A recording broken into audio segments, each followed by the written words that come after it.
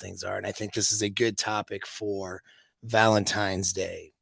The internet space and all of the, we could say, Andrew Tate kind of, stuff out there.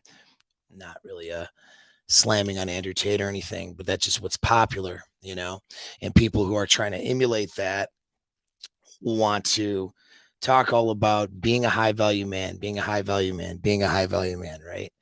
And being a high value man has become the new alpha male. You see, a couple of years ago, it was being an alpha male.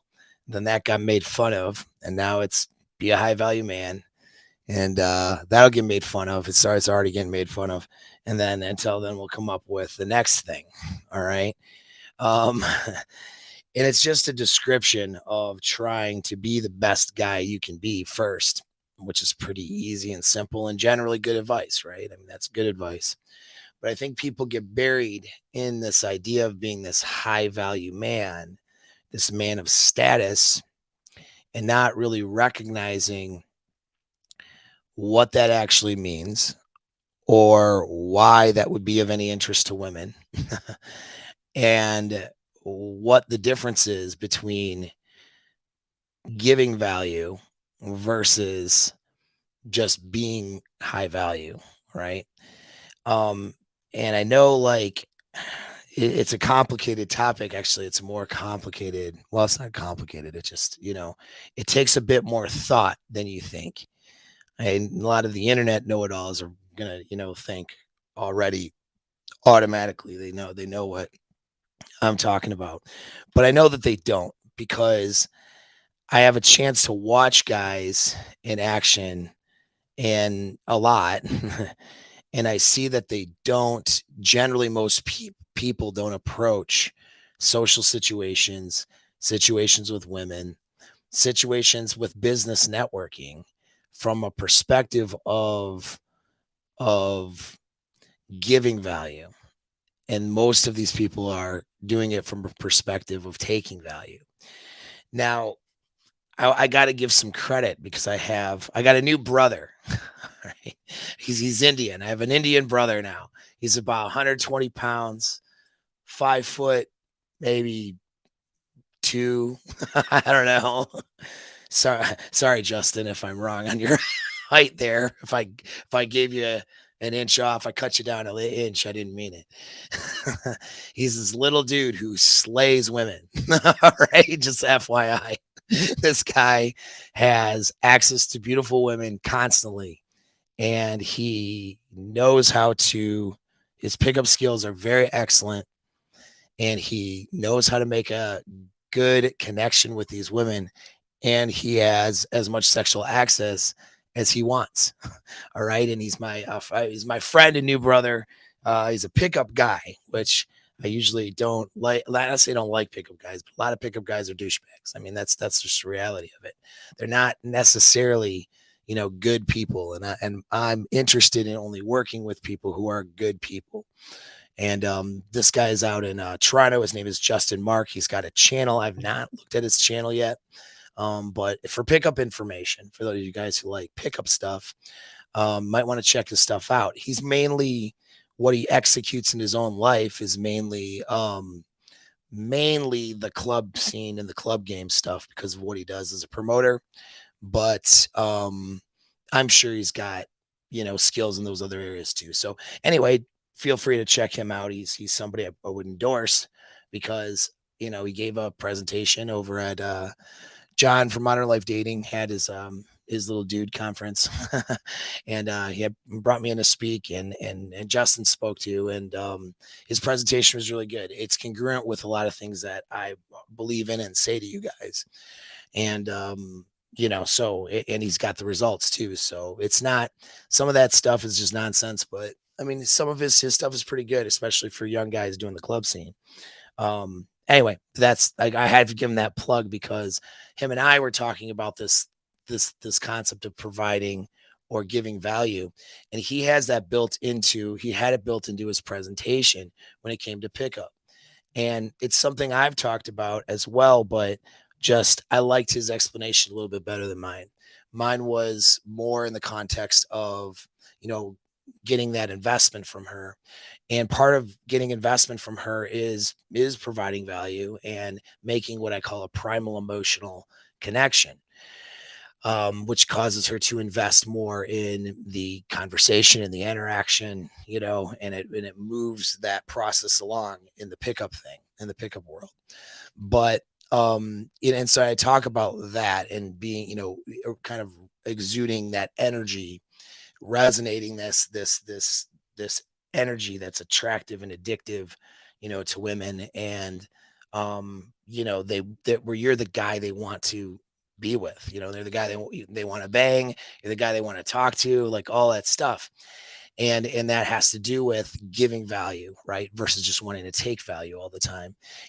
So I talk about it a lot in different contexts. I've used the term, provide value and stuff like that. But his explanation was really good, so I got to give him that props, and give him a little plug. When you're done watching me, go plug in Justin Mark over on YouTube, and then jump over on his channel, check it out. So that said, yeah, let's get into this concept of being high value versus providing value. And I am going to differentiate the difference between providing value and simping, right? Or, having covert contracts, which is a little bit different than just giving value. There is a difference. There's a way to give value. And I've always said before, we're on Valentine's Day. And guys, and I'm going to read the story about the Skittles Man here real quick, okay? Guys think they have to simp or have covert contracts on a day like Valentine's Day. And that's unattractive and very, well, you call it blue pilled if we want to use the pill terminology. It's very not conducive of being the kind of guy a woman wants to be with. Those types of behaviors, doing things on a Valentine's Day out of obligation because it's a day, isn't attractive to a girl. Doing things because you better do these things or she's going to be mad or upset, all right, isn't attractive to a girl. She shouldn't have to, you shouldn't be with somebody who's that entitled, number one. But number two, she shouldn't feel like she has to get upset with you because you're not going to do the things for her, either. So that's a whole nother thing.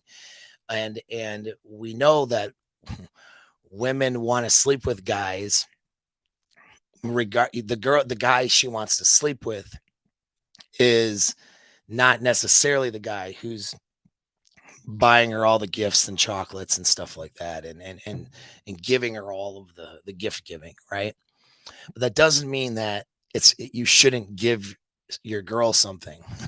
If you want to give your girl something, I've always used this example of bringing a girl flowers. It's like guys will think, well, if I bring a girl flowers, that means I'm simping, right?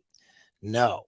Okay, so we'll talk about the difference between, let's say, an alpha male, or if I bring my girl flowers, versus a guy who's more or less a beta, a weaker male, who's an attractive male, giving a girl flowers. There is a definite, absolute difference. All right.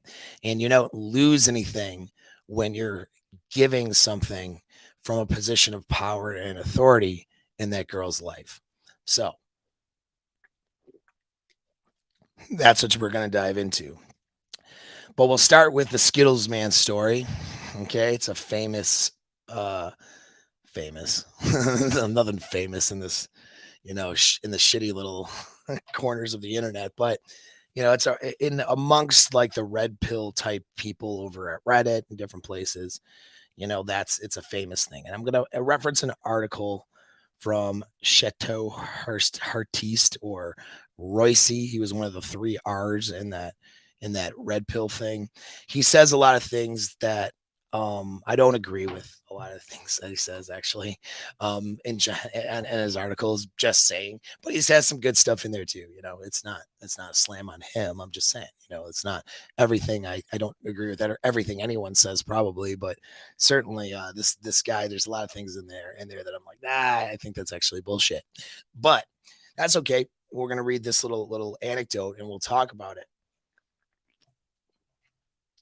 So he writes, I'm not going to read, I'll read parts of the article, right? And it's titled, if you look up Be a Skittles Man is the title of the article from Chateau Artiste. Okay, is his blog or whatever.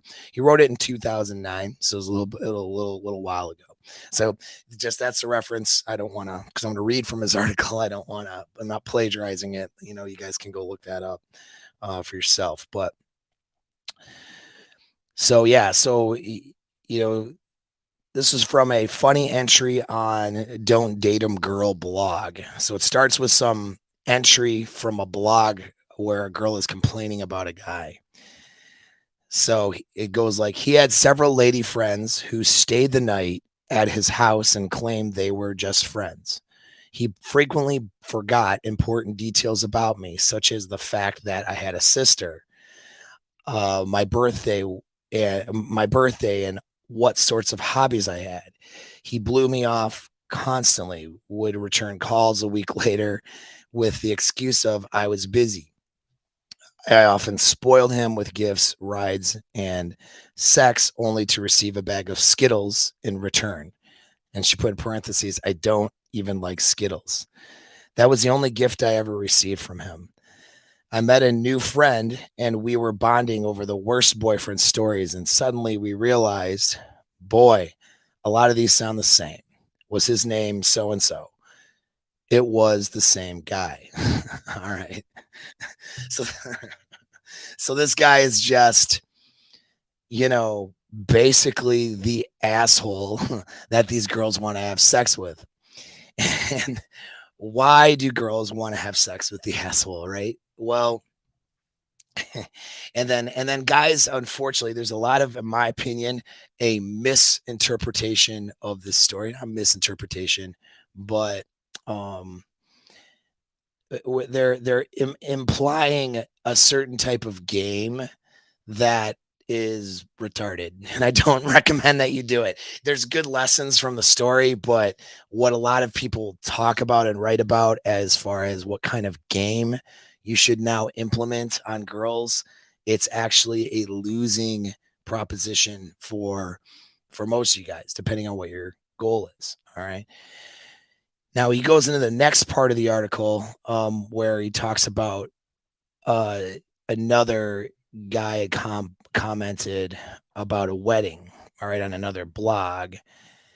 And he had talked about, basically this guy who had this a lavish wedding where the, parents paid, were the costs of just the flowers was $15,000, right? And that was in 2009 money, man. That was even worth a lot more than today. But, and he talked about how, that they, basically this guy's doing all this stuff. And then he writes about it, right? He goes, two men, two vastly different experiences with women. One man gets all the pussy he wants for the bargain basement price of a bag of Skittles, while the other man marries a woman in a wedding ceremony featuring flowers that cost $15,000. How much you want to bet the first guy's rotation of girlfriends is hotter than the second guy's future wife? How much you want to bet the first guy gets all of the sexy desires, while the second guy will be begging for his soon be begging for his once a month sex as soon as the vows are exchanged?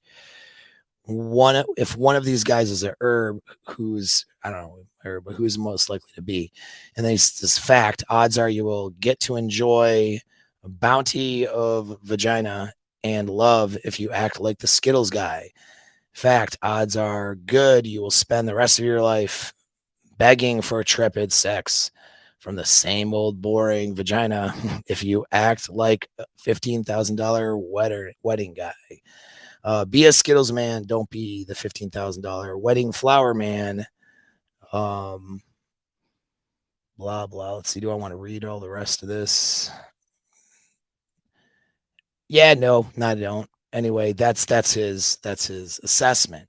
It's interesting. I'm gonna say, see, this is the problem with red pill stuff and red pill thinking. A lot of times, it's very black and white, retarded. All right. In life, things are not all or nothing. That is a logical fallacy. You guys are guilty of that in the chat all the time, unfortunately. And now most of the people that work with me are not, because if you join my mastermind group, um, you're, those guys are understanding that there are nuances. All right. There are gray areas. There are principles that you want to follow. But their principles and how those principles apply to different girls in different situations is different. All right. And so unfortunately, guys will read that sort of thing and it's a great lesson, but the all or nothing thinking, I can do without that. You know, it feels good for the writer and for the audience when there's a black and white definitive statement. You know what I mean? You'll do better being the Skittles man versus being $15,000 wedding guy. Like, that feels really cool to say. Like, it feels like you really know what you're talking about, but it's kind of bullshit. All right. A lot of times it's not exactly true. There's plenty of people that are the asshole that's just giving out Skittles to girls, and they're not necessarily getting hot girls. They're not getting love. All right. That's an assumption that you guys make, and it's wrong. All right. Now there are guys that are and do pretty well, though. On the other hand, but there's something in there that makes them do well. And what makes them do well isn't the Skittles, okay? It's the value that they give that girl, for that girl to want to sleep with that guy and want to be with them. There's value he is giving that's not, if he's really a guy who's has multiple girlfriends who are trying to be with him and falling in love with him and giving him good sex, there's something he is giving them. They're getting something out of it, or else they're not going to be doing it. That's the part that's left out of the story. All right. And I'm not saying that Royce doesn't know that. Okay. I'm just saying, from the way that part is written and the way that guys will interpret it, you know, it's a lot of times it's the interpretation of people of the writing and what somebody's saying that gets to be off. I don't know. I don't know this guy, so I don't know what his ideas are necessarily, but the way that's written right there, though, it makes it sound very black and white, and it's missing nuance, which is why I have a channel, quite honestly, because I do know what I'm talking about and I cover the nuances. But yeah, so there's some truth to what he's saying, and I'll tell you why there's some truth to the Skittles Man thing and where it's valuable. But you have to understand that one thing that's not being said specifically in there, okay, which is that those guys are giving value. There's value for those women to be with them. It's not the Skittles, but there's some value there. Now, some of it might be toxic, and some of it might be those particular women might have attachment problems and not a healthy set of self-esteem, and that's who he ends up, the asshole guy ends up sort of cornering the market of girls with self-esteem issues. All right, who might be attractive, and all that, but I mean, that's who you end up, you kind of get back what you put out, you know what I mean? And so if your game is a little bit toxic, maybe, I'm not saying that's all toxic. I don't know, again, what's happening besides Skittles. I only know the one account of what the girl says. I don't know what the guy is saying.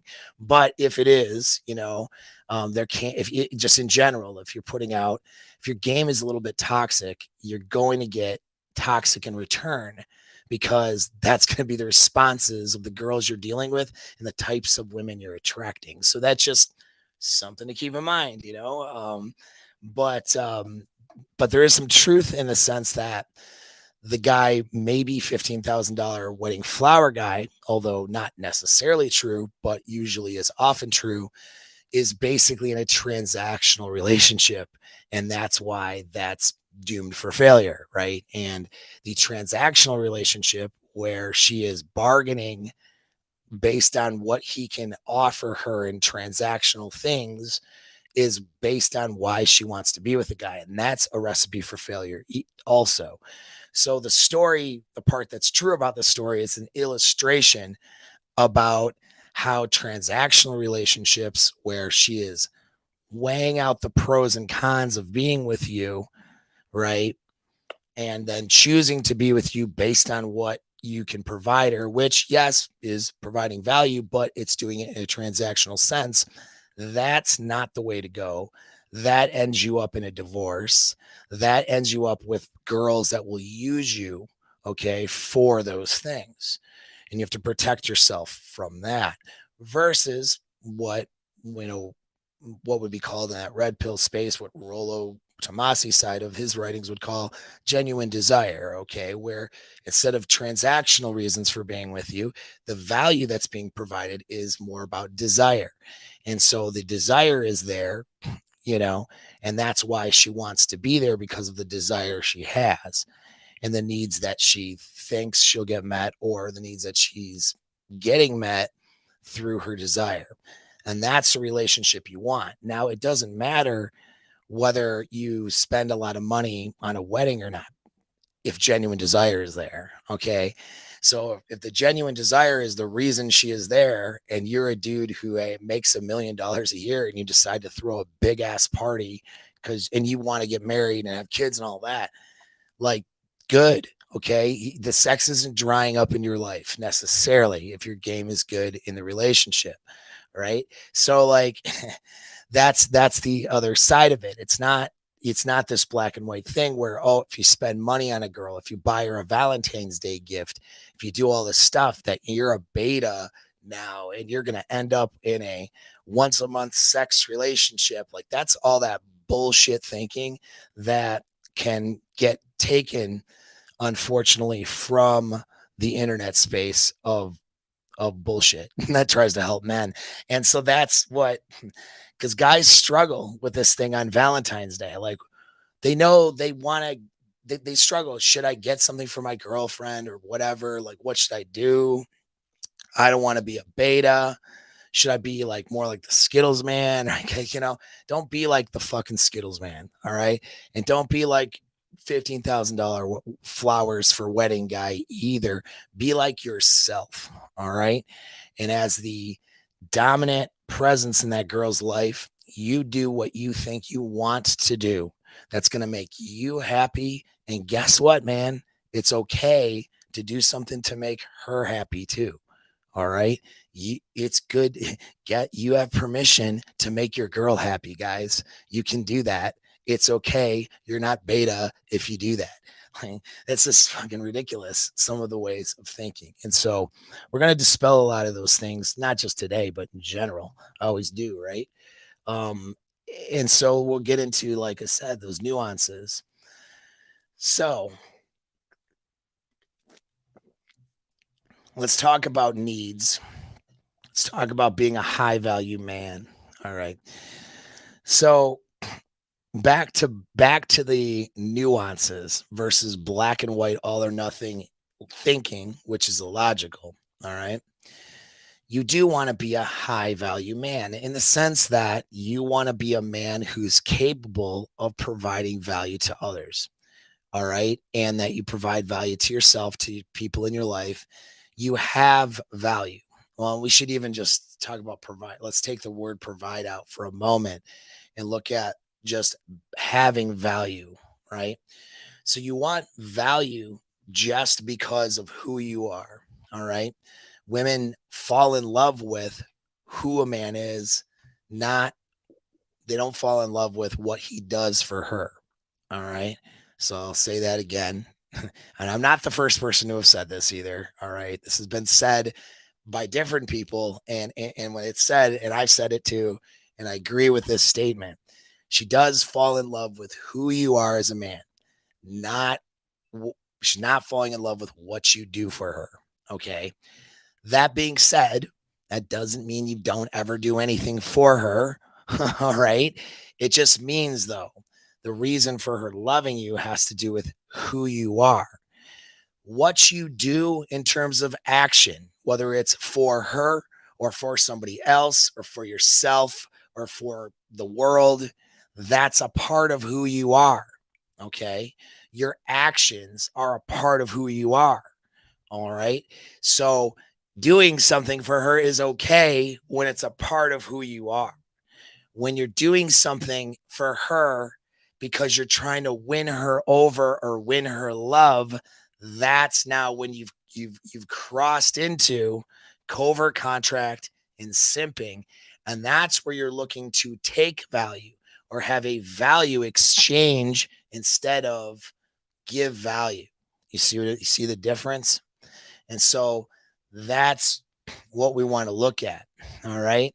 So in the Skittles Man story, these chicks were falling for who he was.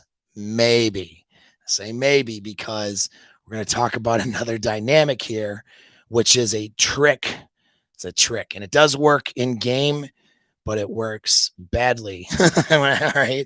When I say badly, it can get you short-term success, but it's not necessarily good for building good experiences, even short-term good experiences. All right, I'm gonna want to look up the book this came from. A friend of mine who is a very Catholic friend. In fact, he was a red pill space guy who's all about Catholicism. Like, he's very much into the marriage stuff and all this, which is cool, right? I mean, you can gain knowledge from anywhere and everywhere, you know. um so there's a book he had recommended to me years ago now at this point, and it was called The Passion Trap. All right, How to Write Unbalanced Relationships by Dean C. Dellis. No, this is not a Manosphere book or anything like that. You probably never heard of it, but it's okay. I've most of my background is not reading Manosphere crap, guys. Most of my background is reading books on relationship dynamics, psychology. Sexual psychology was a big one for me, and then of course, not even books, but studies and research and papers. All right, that's my background. I read that shit so you don't have to. It's kind of dry and a little boring. But that book is actually pretty good, a lot less dry, The Passion Trap. And what they talk about is the concept of being a one up or one down. All right. And so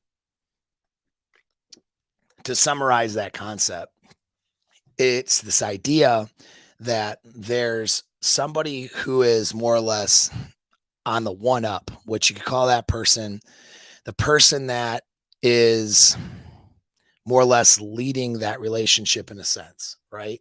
And the person that is the more desired person in that relationship, and consequently the least invested. All right. And the one down is the person who's the most invested, more invested, right? And more or less sort of trying to get the one up. All right. So the one down is trying to earn the one up. Okay. And they talk about it with men and women. And the passion trap, what they're talking about is how when it becomes imbalanced, you know, like, got like some dryness in my eye. So if you see me rubbing my eye while I talk to you, that's why, guys. Um, so when it becomes imbalanced, then the guy who's in the one up pulls away, the one down tries harder, which then causes the one up guy to pull away. It's a good book that has nothing to do with pickup or evolutionary psychology, or certainly not anything red pill or anything like that. But it's a good book that illustrates the push pull, okay, pretty well in the context of relationships. Now, what guys will run is a bit of toxic game, not realizing it's toxic, where they're purposefully manipulating the situation to keep the girl in the one down position, because we know that for polarity, and this is a statement I'm going to make that is controversial amongst the normies who don't watch my channel, and these types of statements are the reasons why it's hard to get YouTube to like me. And all right, but it's the truth though, and you're going to get it from me either way. But good polarity in a relationship is where the guy is in the one up position. All right. There's no equality. All right. The relationship equality does not exist. Equality is a myth. Not equal opportunity is great. You know, you don't want people to not have opportunity or say or not be considered due to some trait they have, like their sexual characteristics or gender identity or race or any of that. Yeah, that we want equal opportunity. When people say equality, meaning that, thumbs up. Yeah, I got you. But that's not usually what people mean, whether they know it or not, when they talk about equality. What they mean is they want equal outcomes and they want sameness, but there isn't sameness. And especially in relationships. I mean, we could argue outside of the relationship dynamic world situations where there's equality or there should be, but in relationships, there isn't. There's a power dynamic. And addressing the power dynamic is something I'm going to do for you guys more often on my channel because it's so important, like super important. And what's interesting, I'll go on a tangent about the power dynamic, but what's interesting is that the power dynamic was like researched and understood a lot. I won't say exclusively, but a lot like we're talking 80s, you know, that as far as I know from things I looked at probably before that, amongst the gay community, actually had to understand this power dynamic. And the reason why is because there were no, you know, there were same sex characteristics, right? Same gender identity. So that's what create so there was no defined, you know, leader in the sense of the relationship. Whereas a normal, say normal, but heteronormal, whatever the fucking word is for it, kind of vanilla relationship between a man and a woman, that they're not thinking about power dynamics, nothing. They're just being together. They don't think about any of this stuff.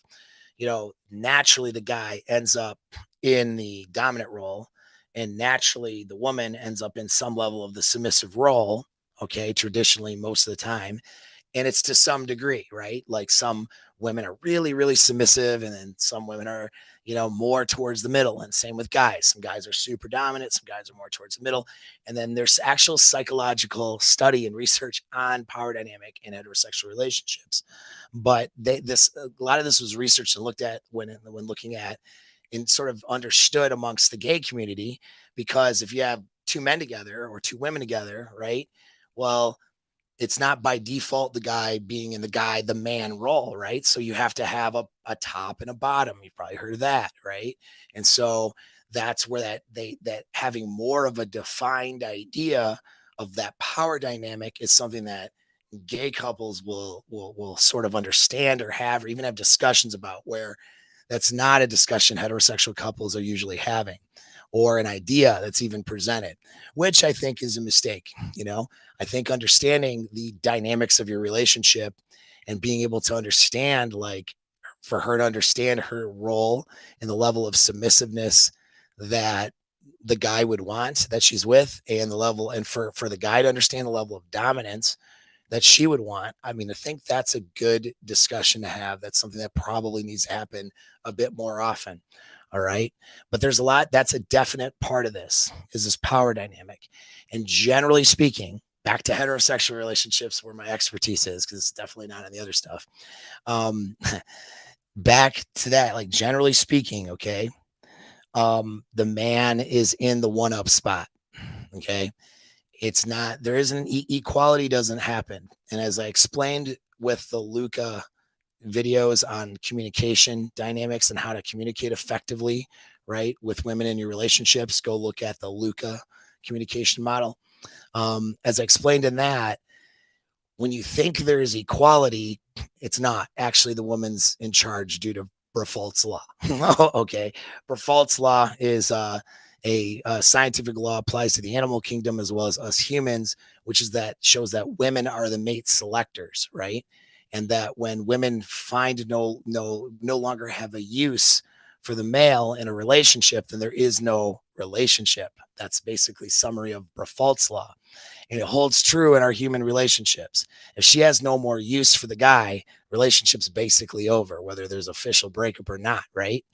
And so because of Brafalt's law, because she has the eggs, right? And she's the eggs, even though the guy alpha sperm is more expensive than the eggs, right? In a sense, because there's that saying from evolutionary psychology, sperm is cheap, eggs are expensive, but it actually was somebody had pointed out it, but at one point that I thought was a really good observation, that actually alpha sperm is more expensive than all of it. Okay. Though that may be true, it's still her that carries the baby. So from a genetic primal perspective, she's that mate selector, right? She's deciding whose baby she wants to have and what relationship she wants to have and whatever. Even if there's no baby involved, the primal instinct is in the instincts we default to is where she becomes that selector in the sense when it comes to, sex and procreation and creating another human. And so because of that, you think you're in an equal or going to have an equal relationship.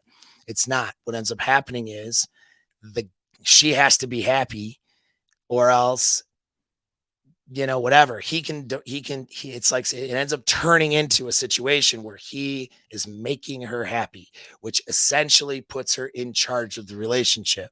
All right. She's the one who goes, I must be happy with whatever happens. And the guy goes, oh, well, we have an equal relationship. We'll talk about it. Does this make you happy? How about this? How about this? How about if I do this song and dance? How about if I clean the gutters? How about if I take the kids somewhere, give you some you time? Would you like a spa day? How are you going to be happy so you can stay in this relationship and I'm of use to you? That's what ends up happening in equal relationships. And that is what the beginning of the end of your relationship is, that shit. Okay. Because what ends up happening is you are no longer seen as the attractive choice.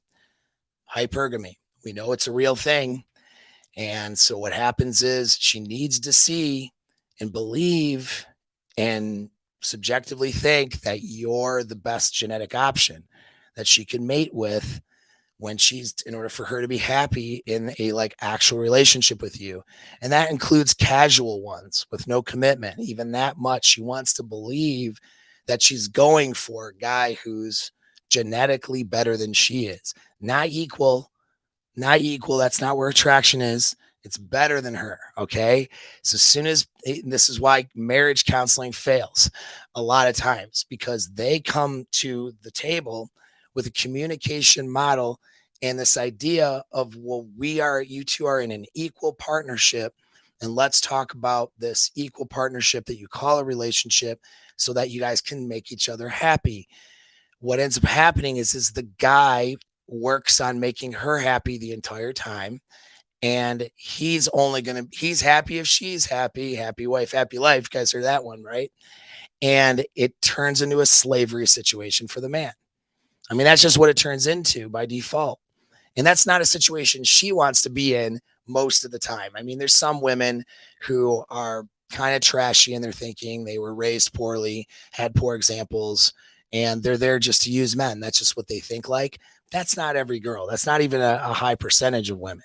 Most women want a guy that leads them to the happiness that they desire, but they want that guy to be in charge. They want that guy to take the reins of the relationship and drive things to where they need to go.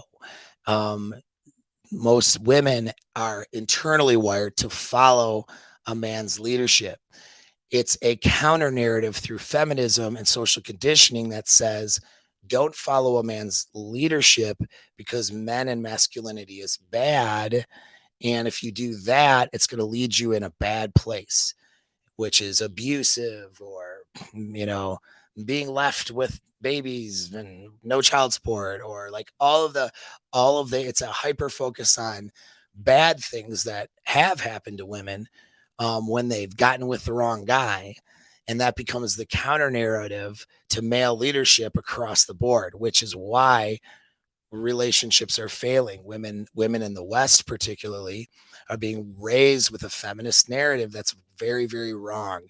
If that woman wants to have a good relationship with a dude, all right, and it's that masculinity isn't a good thing. It's a bad thing. That it needs to be more or less suppressed, and that things need to be equal.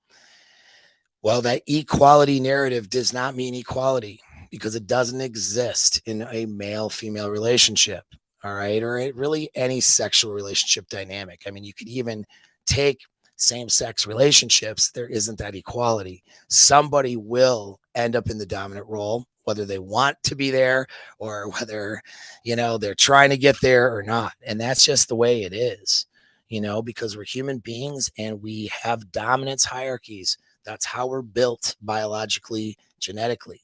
You can't socially condition that out of people. All right.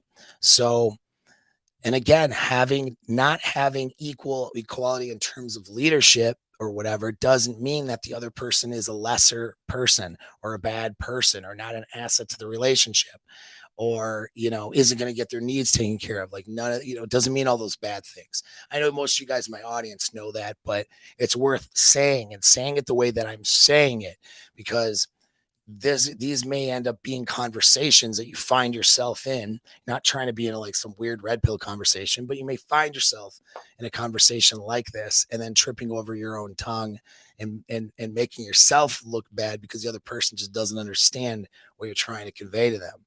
Because anything that illustrates male leadership is looked at as misogynist now. It's looked at as bad. And you could be thinking in a totally normal sense and actually better than normal. You're thinking it in a way that would be conducive for taking care of women and taking care of families and helping people out and all those things. And being a leader as a man, that's a positive thing. And then someone's going to say you're a misogynist. Someone's going to say you're a narcissist. Someone's going to say you're a bad person. That's what ends up happening when you don't know how to illustrate this the right way. And it may happen anyways, but at least illustrate things in a way that's considerate of the other person's point of view, because not everybody's bad who has a bad point of view, right? So yeah, you should be in that one-up position as the dude. All right. Now unfortunately, guys with toxic game, they know that. And they have their own insecurities. Usually their inner game is corrupted. They believe that they'll be harmed if they don't do things to bring the girl's self-esteem down. Right. And so and I'm not talking about playful negging, but I'm talking about, actually trying to bring the girl's self-esteem down by lack of effort, purposefully not doing things, purposefully, making her feel off balance so that she ends and then it taps and then in the game sense, tapping into her attachment issues and insecurity. This will not work on a girl with healthy attachment issues. This will not work on a girl who's capable of, let's say, a good relationship. This will work on girls who have a crappy background and attachment problems, unfortunately. And so then the guy will, put her in that one down position by, kind of crapping on her or, not putting in effort or, doing things intentionally to try to bring her self-esteem down. That is not what I recommend, by the way, in any sense, because that is only going to put you in the orbit and in relationships, whether casual or whatever, with girls with low self-esteem, which is not good. You want to build your girl's self-esteem up. You don't want your girl to have low self-esteem, dude. Because that's a recipe for disaster in your relationship, as well as because low self-esteem girls are more likely to cheat. Low self-esteem girls are more likely to, resent you and be upset with you because they don't think that you're, showing them the amount of love that they need and that sort of thing when you're not doing anything wrong. Like that, it's a bad recipe, So even if a girl has too low a self-esteem, it's not going to work. You want to build her self-esteem up, not tear it down. You know what I'm saying? When she relies on you as a leader, dominant male leader in her life, and that source of male attention, the ultimate source of male dominance in her life, and you build that self-esteem from that position of authority, what happens is she not only feels good about herself and confidence, but some of that confidence derives from you as that man that she wants to be with. And that's what causes her to tell other guys to F off when they're trying to hit on her or get with her. That's what causes her to want to be a good partner to you. You know what I mean? Because she feels good by doing things for you and complimenting your life, because she feels built up when she's with you. You see, that's more of a healthy game that you want to run in your relationship versus the toxic game where you tear a girl down because you don't think you're valuable enough or attractive enough for her to be with you without unless her self-esteem is lower, And so these guys will tear her down, and it can get toxic, dude. Like, it can get almost to the level of emotional abuse and stuff, which is not good.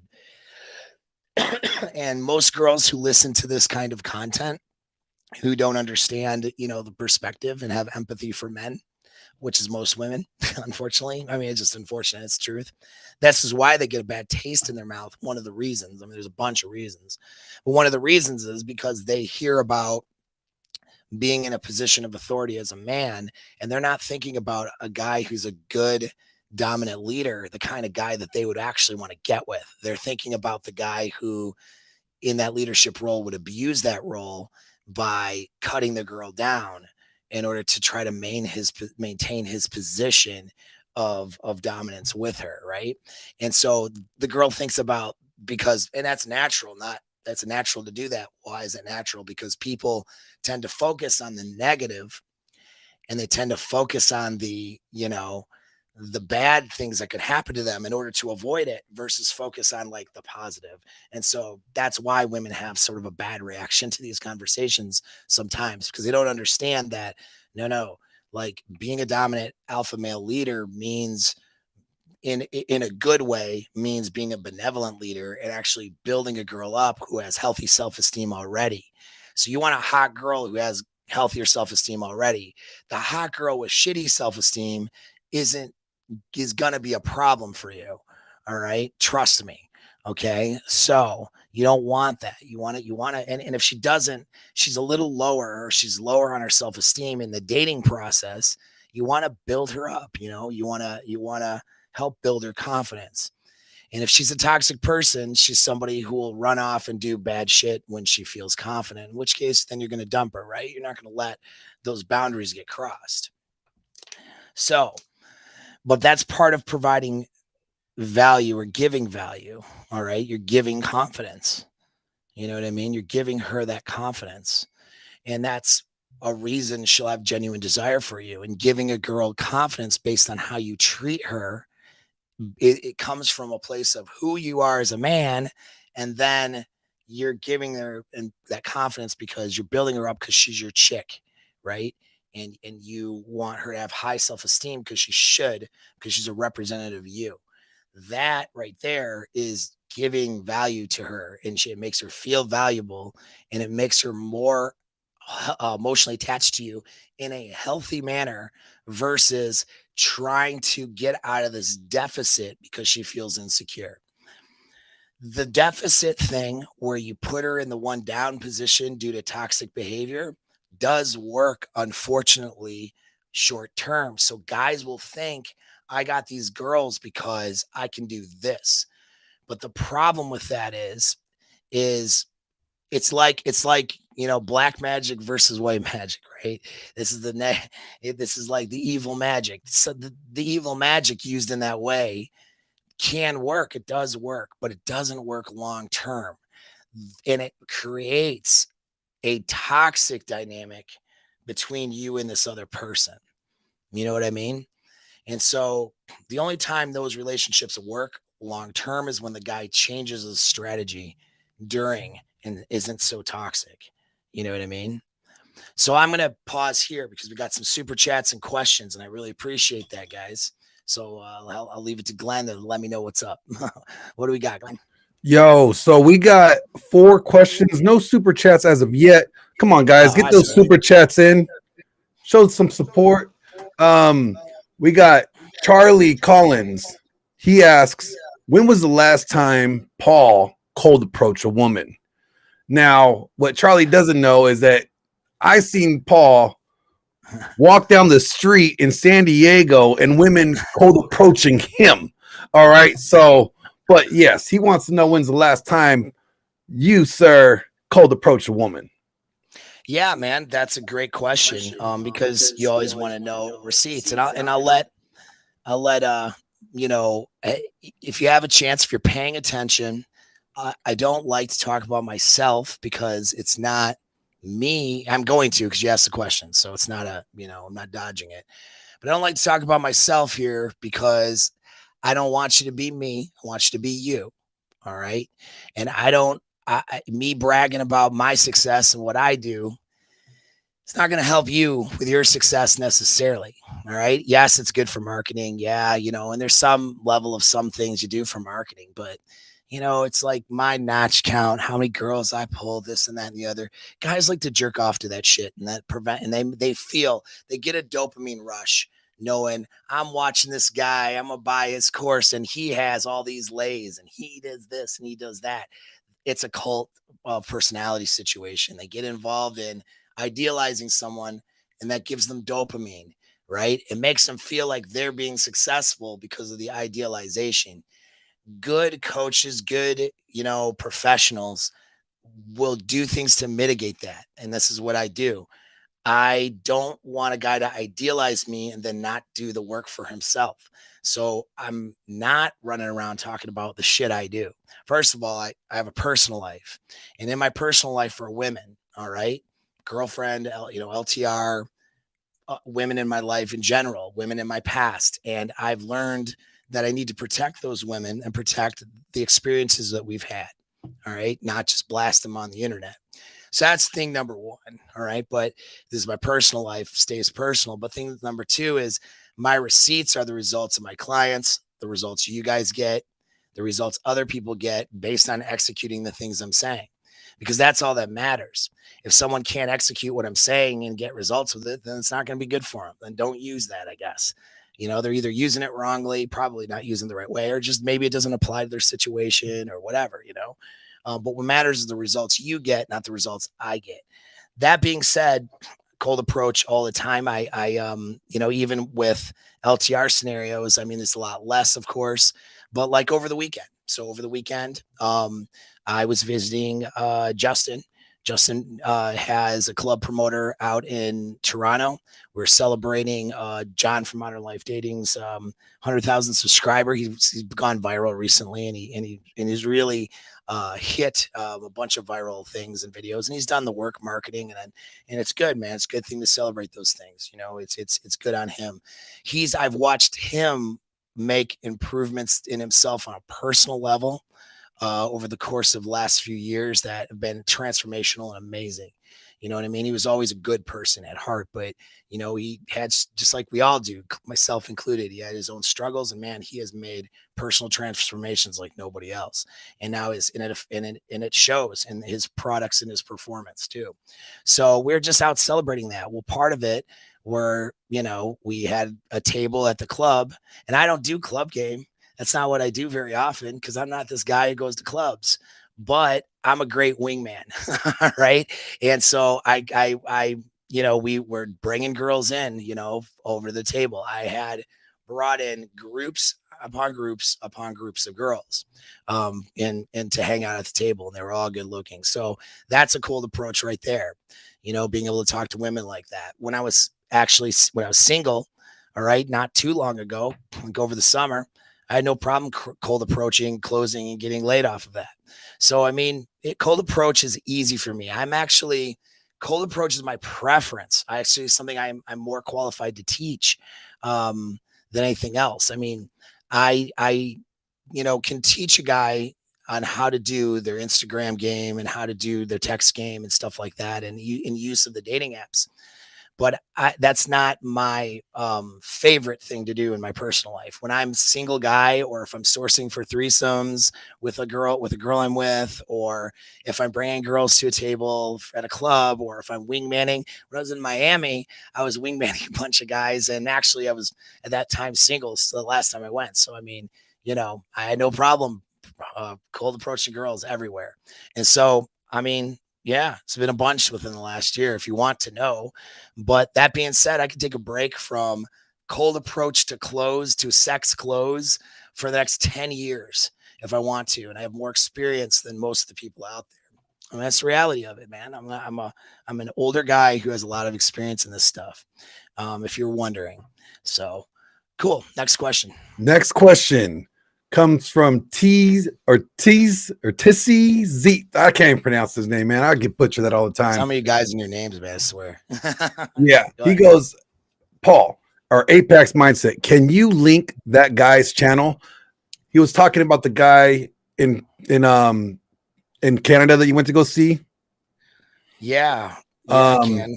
If you want to send me the link and then I can just drop it in the chat. Yeah, that could work. That's what I'm gonna do. Yeah, dude, Justin's a really cool dude. He's one of the guys. Like I said, I would definitely endorse a boot camp with him or some of those things. It's not like my main rule for endorsement on somebody is the first thing is I have to like the guy. Because if I don't like the guy, and it's not, I know that's like sounds weird, or it's like a personal thing, but really, I have to like the guy because I only want to surround myself with good people. I don't want to surround myself with, people who aren't good people. And unfortunately, there's a lot of not good people out there on the internet space claiming to want to help guys out, but they're really not. You know what I'm saying? And that's all right, Glenn. I'm sending this over to you via text. But yeah, so that's first criteria. So this dude's a good dude in general. All right. And then on top of that, I mean, the type of game he runs, his jet game in general is very, very fucking good. He is very dialed in, bro, with his game. Like I endorse his game and his ability to teach it because I got to see it this weekend for myself, and he does a good job. It's if you're a young guy who wants to do like a club kind of game, like that kind of thing, especially like if you're, I don't do boot camps for pickup. For my mastermind group, we do meetups and stuff. And sometimes as a consequence of the meetup, some of the guys would go out and pick up on girls and stuff like that. And they, last meetup I had, guys were, hooking up with girls and getting laid, so it happens. But that's my focus is on deeper inner game and a lot of other things that are important for your whole life. And pickup is only a segment of what I do. And Justin has other things he does too, I'm not taking away from him, but one of the things he offers as a product that I don't offer is an in-person boot camp. And so, I can definitely endorse that because I've seen it.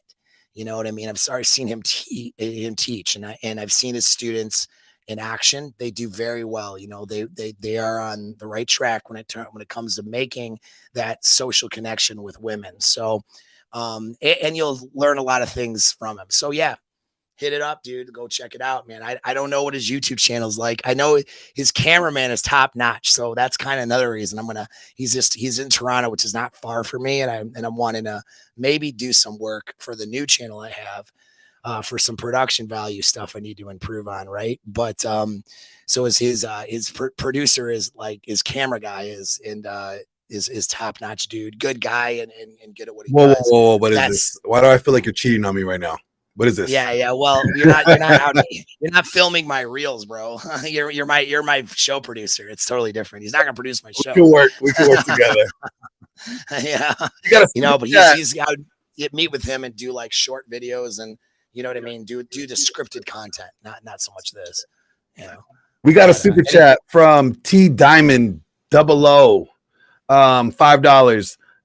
They ask, are women supposed to uplift men's self-esteem, or should we just leave them alone to themselves? That seems, it's an interesting question. I'm not so sure how I feel about that question. I feel like there's something wrong about that question, like in a way, like it's like the wrong way of thinking in a way. Are women supposed to uplift men's self-esteem? Like, are they supposed to go out of their way to uplift their self-esteem, or should men, it's self-esteem. So, right. It's yourself. It's how you feel about yourself. Here's what I think on that. Right. So this is why the answer is yes, but with the caveat. That's why. So it's a great question, by the way. I'm looking for maybe a wrong paradigm, but maybe you're not in a wrong paradigm. Maybe you're just fine. And I'm just looking at it differently. But you want a girl who is going to be supportive and say good shit about you. Be your cheerleader. You know, say, oh, like that's really cool. You fucking accomplished that, or good job, babe, or you know what I mean. Let me fucking be in your corner. All right, that is something you want as a man.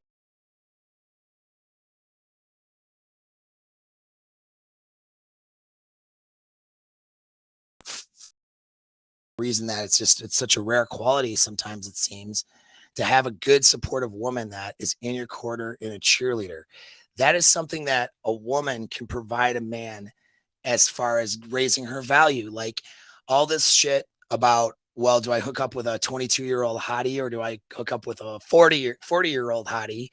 And the answer is generally going to be a 22-year-old hottie, unless the 40-year-old hottie has a bunch of characteristics outside of her looks. Not that she, she still is going to be hot, but there's a difference between 40-year-old hot and 22-year-old hot, right? We know that. We know youth, not youth, but younger, more fertile looking young 20s is hotter generally, right? More attractive in a general sense, just like, 6 foot tall is generally hotter than 5'6", right? Like it's not a big deal. It's not the only characteristics, but why would a guy go for, let's say, the 40-year-old girl, right?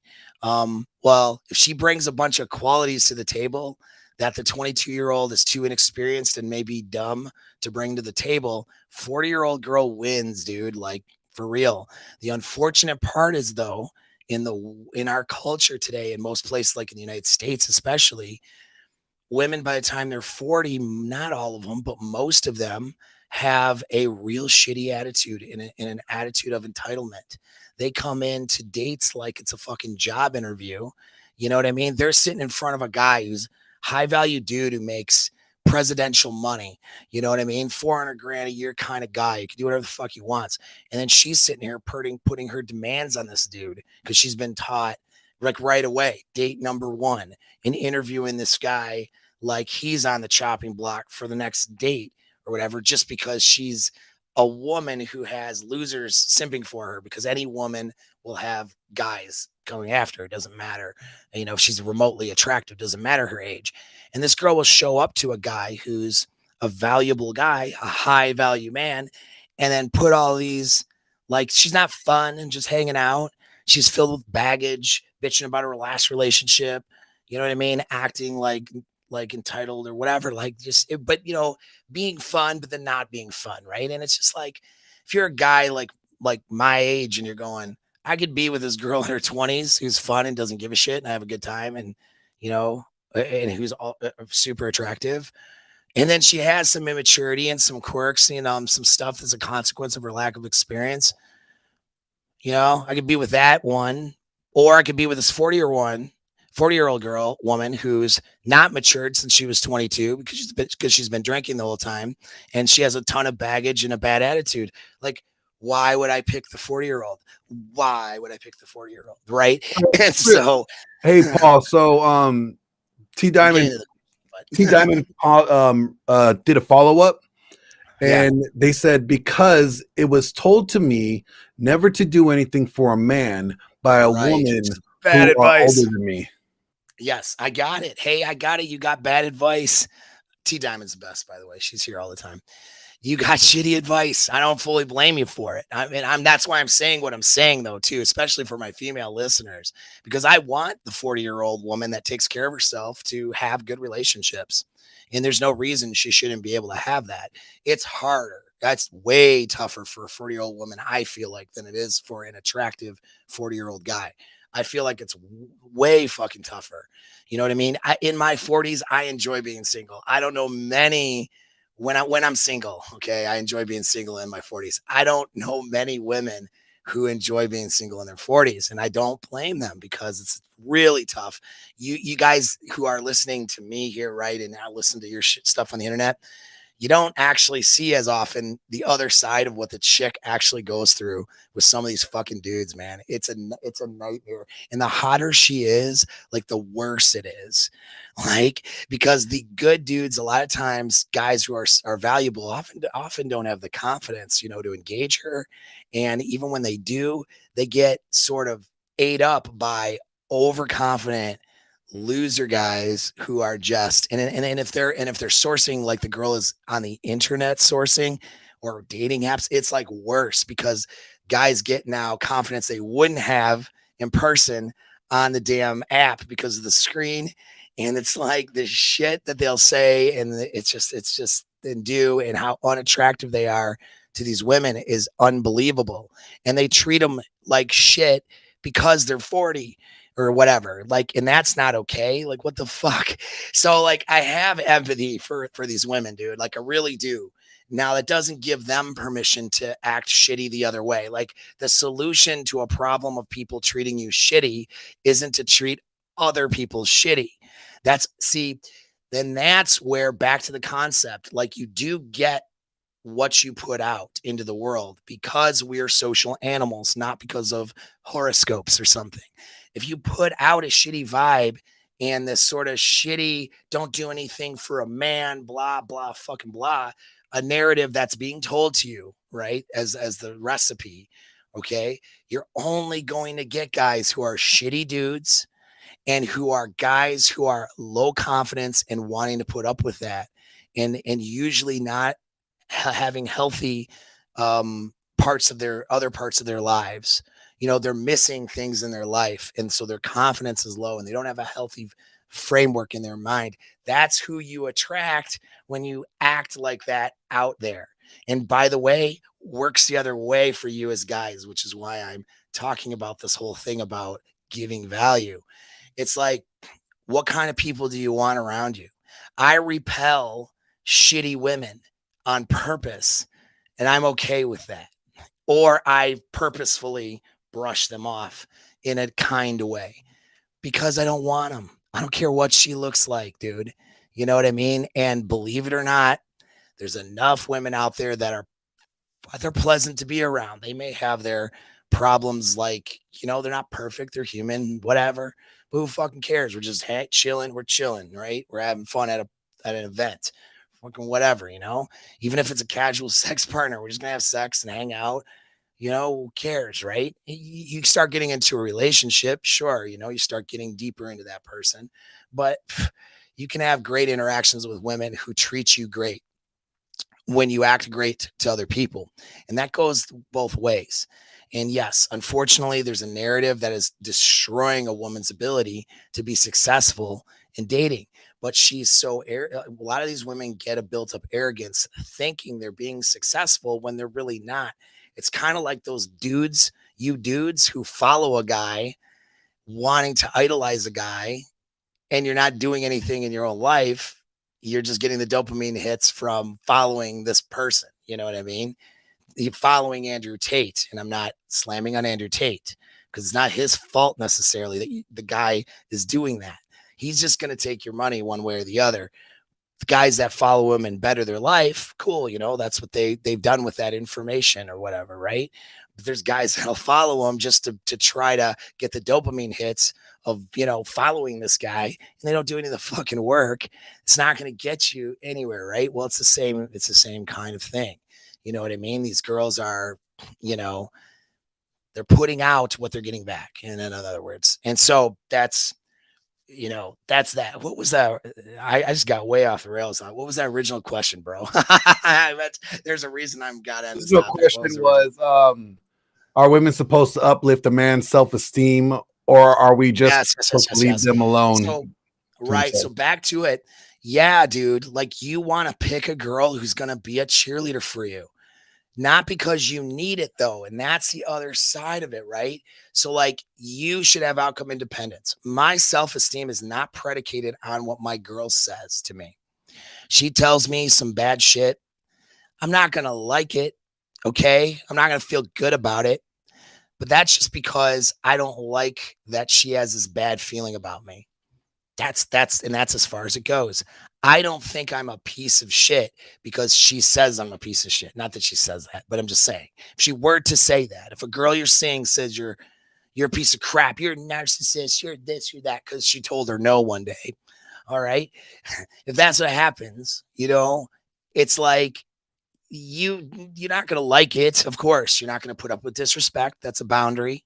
right? You're going to remove your time and attention. You're going to make a statement of fact that this is not something you're going to deal with, and that she needs to change her way of thinking and how she talks to you. And when she's ready to do that, then you guys can talk. You're going to do all of the techniques, right? But you're not going to feel good about it. There's no way to feel good about somebody treating you like that, but you're not going to feel like so bad about it because you feel like your sense of value now is compromised. Guys are not aware that this is what's happening, but when a guy feels like he's crying about it, he's upset, he's like, she just told me I'm a piece of crap and I don't know what to do. How do I get her back? I had frame. This would happen, and they're freaking out. Well, the reason why is it's hitting them so hard is because their sense of value and who they are as a man was partially based on her opinion of him. And I've been saying this for years for people who've been following my content. You never base your internal sense of value on what some girl thinks about you. I don't care if she's your wife of 50 years. Yeah, sure, your wife of 50 years has a more valuable opinion than some girl on the street or something. Absolutely. But not your self-esteem and personal value and your sense of self-worth is not based on her opinion, because women are emotional creatures. And when they're not having a good emotional moment, they're not necessarily thinking highly of you. And how they act towards you is going to reflect that. And you don't want to lose your frame because of that. And in fact, you never had frame in the first place if that happens, because who has the frame? If her positive accolades are what your self-esteem relies on and your sense of self-worth, then who has the frame, right? I mean, just because you're having a good time, that doesn't mean you have the frame in the relationship. A lot of times girls will boost a guy up and make him feel like he's the big, strong man leading this relationship. See that in a lot of conservative, traditionally conservative and Christian and especially the Christian type of relationships. Not saying Christian relationships are bad, but this is just something you see show up a lot in that dynamic where the girl, that's my big, strong man leading this relationship. She boosts him up, but really she's the one in charge and she has the frame. Because if she wants to get something, all she does is reduce those positive comments and accolades. And then the guy turns into a, what can I do for you, ma'am? Situation. How do I get her back? What happened? Oh no, I think I screwed up. I better apologize, better pray on it. And it's like, you're not in charge, bro. You never fucking were. Only a better servant leader. Yeah. It's like, no, like she can act like a child because she's not getting in her way. And you're not going to feel good about it, but that doesn't mean your self-esteem or your position in life is affected at all. You're a man on your mental point of origin, regardless of what any girl thinks about you. So that's the part you got to remember. All right. But some guys have that framework. And then because a lot of women in the United States and in westernized countries have the narrative that Diamond had mentioned, which is don't do anything for a man. Don't make a man feel good because his head will get too big. He'll treat you like crap, right? That's a bad narrative. So then you have girls out there that don't cheerlead for you. They don't make you feel good. They don't make you could be a girl's sexual best. Like there is no guy that's ever turned her out the way that you are, right? That's ever done for her in the bedroom the way that you have. And then she is not telling you that. She is withholding and she doesn't want to, if anything comes, she wants to make you feel unsure instead of give that to you. That's bullshit. I'll tell you right now, you should never be unsure of your position with a woman. All right. And a woman should always be the type of person who's willing to give, to cheerlead for you, to give you that, to not try to manipulate the relationship, but just tell you, you know what I mean? If she is having the best sex of her life, those words should come out of her mouth. You shouldn't have to be trying to figure it out and decipher it. You know what I mean? Like, because she won't say anything. So you're just trying to like figure out, or she won't, it's not even what she says. It's the actions. Like, well, if she does this with her eyeballs, am I like the alpha and her, is she alpha widowed by somebody else? I don't know. She looks away. Like, so then you guys get all these weird insecurities about sex, like that's like fucking, I've heard so many stupid things like, well, if she closes her eyes or looks away, then she's probably thinking of the guy that she really wants to be with, And women just control you guys like you're little fucking puppets, with that shit, because they don't have to do anything. They're so easy to control. And that's why they don't fucking respect you a lot of times, for some of you guys, a lot of you guys. And so anyway, that's the answer though. The answer is get a girl who is going to try to be a controlling, manipulative person because she's been poorly conditioned and trained. Get a girl who is willing to submit to, to the relationship and be willing to be in your corner and cheerlead for you. But at the same time, when you have that girl, do not base your personal self-esteem and self-worth on it. All right. That's my advice. All right. What do you got, Glenn? Next one. Want to continue with the questions, or do you want to wait towards the end?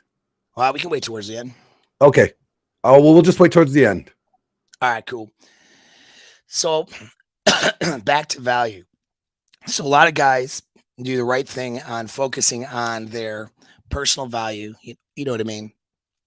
Wanting to build that value up, money, muscles, game, frame. I would say mindset too, because your inner game is actually the most important of all of it. But they work off of each other, right? There is no one thing isolated from another thing. Your money, your physical health and fitness, your social interactions and your game and your sexual access and your relationships, your frame and your life, which actually is really your inner game. It has to do with your frame, but it's not. Frame is your inner game plus how you show up in the world and interact with others. But all these things are overlapping each other. It's all part of a whole picture of you that you need to be honing and working on and getting better at. And that's what makes you the girl. That's what makes you the guy a woman wants to be with. That means who you are is inherently attractive. So it starts there. But you could be an attractive guy and a girl won't want anything to do with you. Why is that? Even though if she finds you attractive, I'm not talking about a girl who doesn't see your value, because there's girls who don't see your value or don't see you as attractive. We'll say it like that, because those are two separate things. And there's girls who see it, but they're just not interested. Why does that happen? That happens because they may not think of it this way consciously, although some women do think of it this way, because they're transactional thinking in their relationships. But they don't perceive that you will provide value for them. They don't perceive that there's anything that they would gain from being with you. Okay. And it's just female solipsism. It's not narcissism where it's calculated. It's just natural. And when I say what I mean by gain, okay, a primal emotional connection, just feeling good talking to somebody, right, is a gain. Okay. So when I say a gain, I don't mean money, house, commitment, babies. Like, I don't mean transactional list items that are material. All right. I mean the whole package. Right. So maybe it's the experience that you could provide or are providing for her is valuable to her. Maybe it's the connection, the social connection. In the terms of a club promoter, it's social access. He has a lot of girls around him, my friend here, my friend I mentioned, because he provides a lot of value for those girls who are interested in going to clubs and partying. So the party girl, he's a fucking magnet for these girls. They want to know him. They want to be cool with him. They want to, hang out because they know that they'll get free booze and they'll be able to dance and have fun. They'll get to be a higher status in a way of the other girls who are not in the party, or at the booth or at the table. And, and then he interacts and only allows good, like, guys that are also providing value. So now she has access to other men who have value to provide. It's like a fucking gold mine for this girl to know Justin, my club promoter friend. And that's why he is a contextual alpha in that environment, because he provides value. All right. And it doesn't matter, like, not to say he's like this bad looking guy or anything, but it's just like what you guys have as a list of what girls go for. The alpha male is 6 feet tall and jacked and has, this, that, and the other. He has like money. He dresses well. Like he has certain things going, right? Of course, he maxes out what he has, but he's just a 120-pound dude. You know what I mean? Like in an Indian guy, like I hear, I've had my Indian I've heard Indian men say I can't get women because I'm fucking Indian. Bullshit. You can't get women because you don't know how to interact with women, right? Because I have so many of my guys, I have had so many clients come to me who are Indian or Asian, and they fucking kill it with women, dude. They slaughter. They do so well.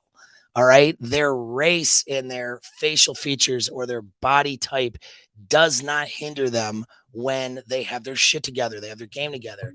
And it's not just a game though, it's being able to offer value to others. So that's what's missing in a lot of your guys' game. And I realize I need to talk about this more thanks to my friend Justin. I keep giving him credit because it's something I believe in, and I've believed in it a long time, and I have talked about it. But it's just like the communication model Luca. I've had that for a while too, but did I spell it out for you guys? Not necessarily, right? So, this is something that I'm spelling out for you guys. Something you need to add to your game, or you need to have a presence of mind. In that model I have of drawing a girl in and having sexual success with her, curiosity, right? Investment, and then being in the imagination fantasy part of the brain that builds up that connection. And then, of course, being that leader, being an authority, all right, where you move her along the compliance ladder. I've talked about that, which means, she's talking with you. That's complying. She's responding. She's engaged in conversation, exchanges Instagram, maybe, and maybe you guys go get a drink. You do a location change. She's complying, and she'll comply all the way to the bedroom, seeing you as the authority who she knows, likes, and trusts. And it started off with a good opener and initial connection that created curiosity. All right. And then from curiosity, she starts to get invested. But where's that investment coming from? That investment is coming from value she perceives she can get from you, or value that you're just offering. And it could be a sense of humor. A guy who can make a girl laugh is getting laid, because that's value. Changing her emotions and making her feel good is the most value you can offer a woman. All right, really is. When we want to talk about genuine desire, it's making her feel good, making her have good feelings, good emotions. That's what I call that. Primal emotional connection is the most value you can give a girl. You don't have to have presidential income for that. You don't have to be a 6-figure guy for that. You don't have to be a lot of things when you can make her feel good. That's the basis of it. You know what I mean? Now, sometimes making her feel good isn't going to be the only thing that will cause her to sleep with you, but sometimes it is. Girls will want sexual exchanges with guys and be attracted to guys who have nothing going for them. How do I know? Because I was that guy for a while. I didn't have a lot going for them or anything I could offer them of value, because I was, even as a traveling military person, you know what I mean? I'm not offering them any of the transactional stuff. I'm not going to, I wasn't rich. So I'm not paying for all their shit, So like, what can I offer? Well, great emotions and emotional exchange, good feelings, laughs, good times, right? And good sex. That stuff translates to them to the bedroom, right? And so they fall for you and go for you based on that emotional connection more than anything else. Yeah, girls, there are some girls who will sleep with you just because you're a guy with money, or just because you're a guy who can get them into the club or get them into a show or get them some access to something. That is a subset of women, all right, that are generally in a slut phase of their life, or that's just how they are. And hey, you know what? Who cares? Got laid, had fun, but that's not usually a girl that you're going to keep around. You know what I'm saying? And so those are low. And if you do end up keeping them around, if there isn't the genuine desire built and all the other reasons, if it becomes that deadly transactional relationship where she marries the guy with money, but she's not that attracted to him, that's a bad scenario to be in, right? And so yeah, you want to be able to offer value through this primal emotional connection. How do you have this primal emotional connection? That you have that through empathy, and then through your game, which your game is being able to stimulate emotions. So what is empathy? Being able to understand and being genuinely interested. And here's the cool part about this part of this game. If you are genuinely we'll say a good person, but you're genuinely the kind of person who gives a shit about other people and is interested in what's going on with them, you don't have to be a freaking act like a personality disordered serial killer, making facial faces in the mirror and working on trying to figure out how to get a girl to like you. All right. Because your natural body and tone and all that shit is going to convey that you're interested in what she has to say, but that you're also an authority and an alpha and you're confident. And you're confident at the same time. So that inner self-confidence plus genuine give a shit about another person and interest is going to cause, I cover the body language stuff in detail because I'm an expert at that. And it's in my mastermind course. And it's important because some guys have little ticks and some things that they do that are less attractive and they do them habitually and they might need to change it. But that being said, though, the easiest road to that is to be genuine, to actually just care. You know what I mean? And that's a hard thing for guys to do. It's a hard thing for guys to get out of their own way, because a lot of you guys only care for a chick, care about or are interested in any person.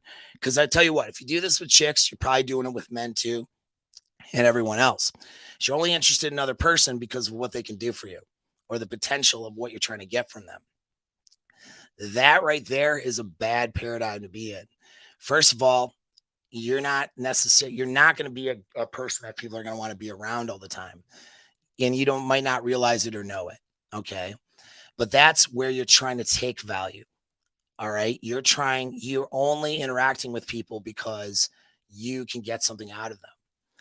So let's give an example of how this shows up in game. Let's give an example of how this shows up in business. All right. So if I meet three girls, let's say one's like super hot and that's the one I want to kind of get with. Another is like cute, you know what I mean? Whatever. But maybe I would, but not my first choice. Maybe based on just the looks.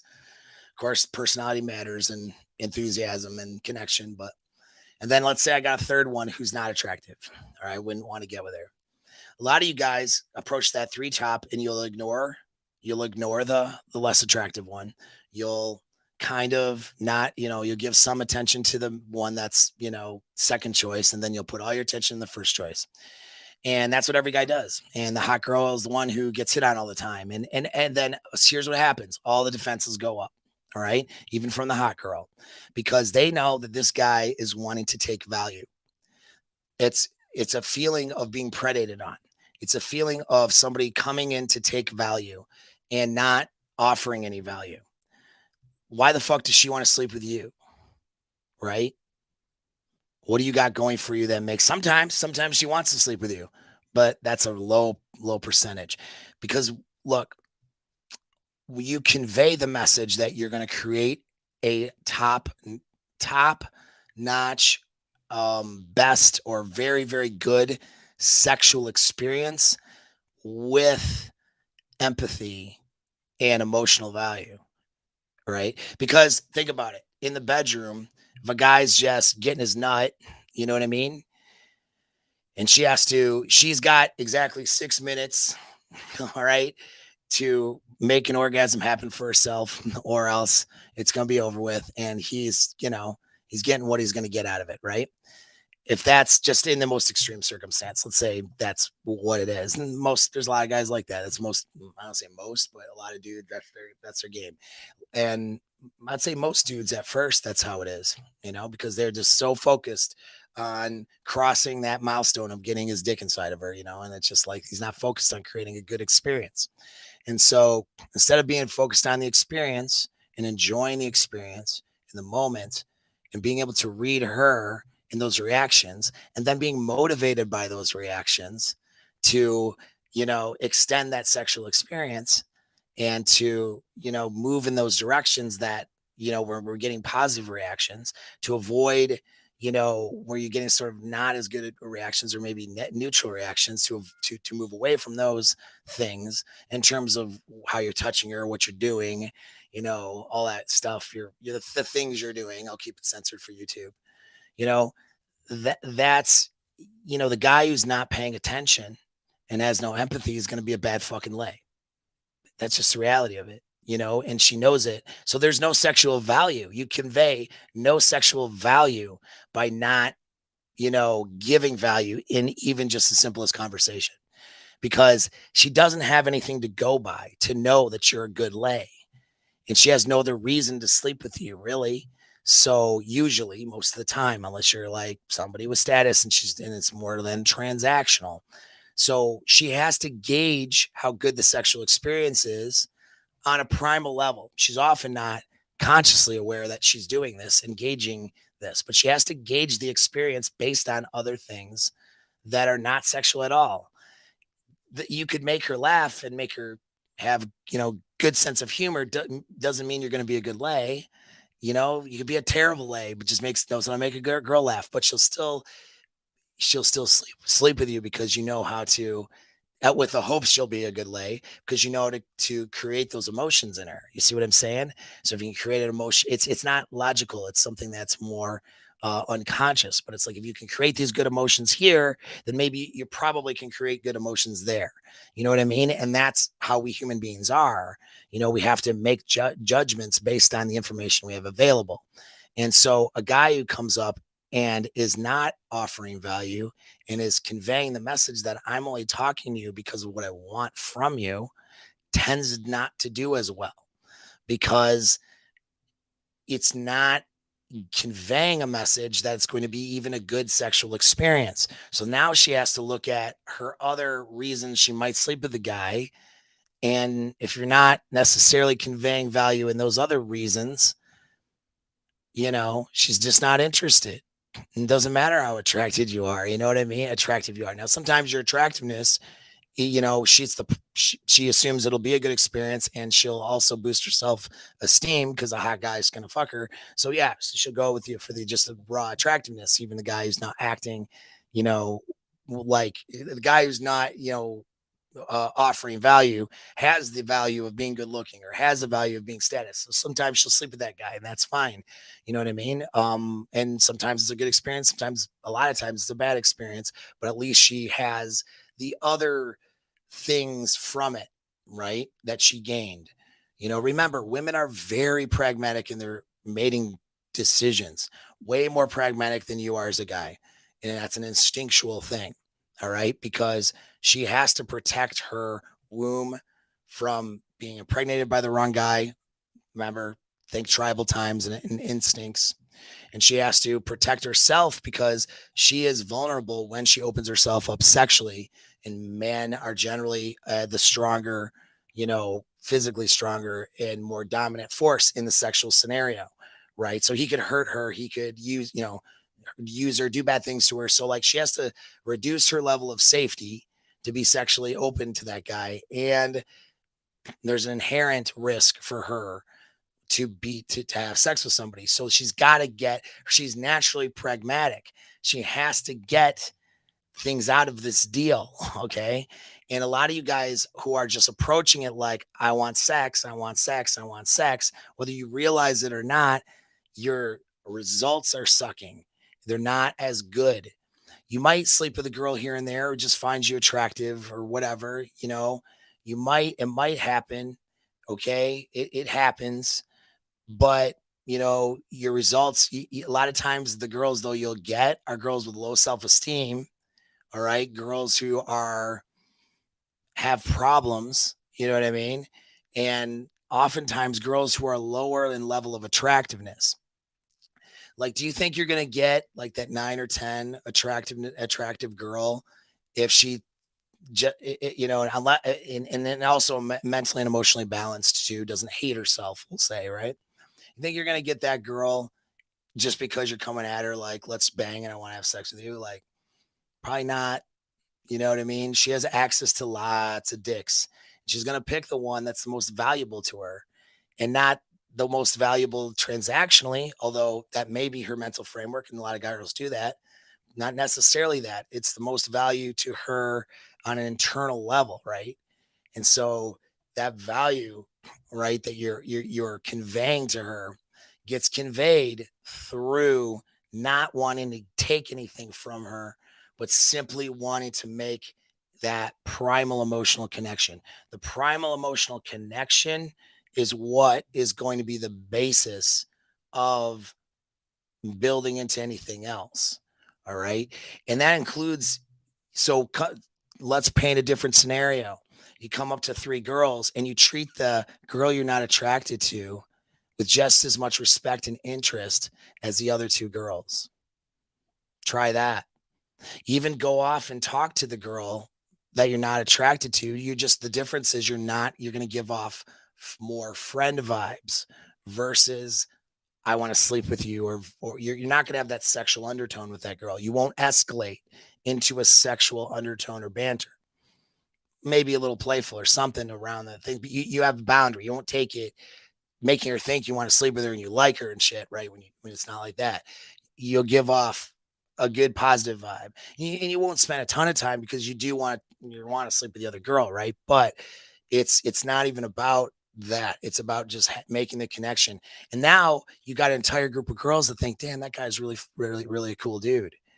Like that guy's a cool guy. And you know what? You are a cool guy because if you're genuine and it's not bullshit, you know what I mean? And you're not thinking about what you want. You're just thinking about having a good time and enjoying the moment and learning about some new people and whatever. They don't feel like you're trying to take something from them.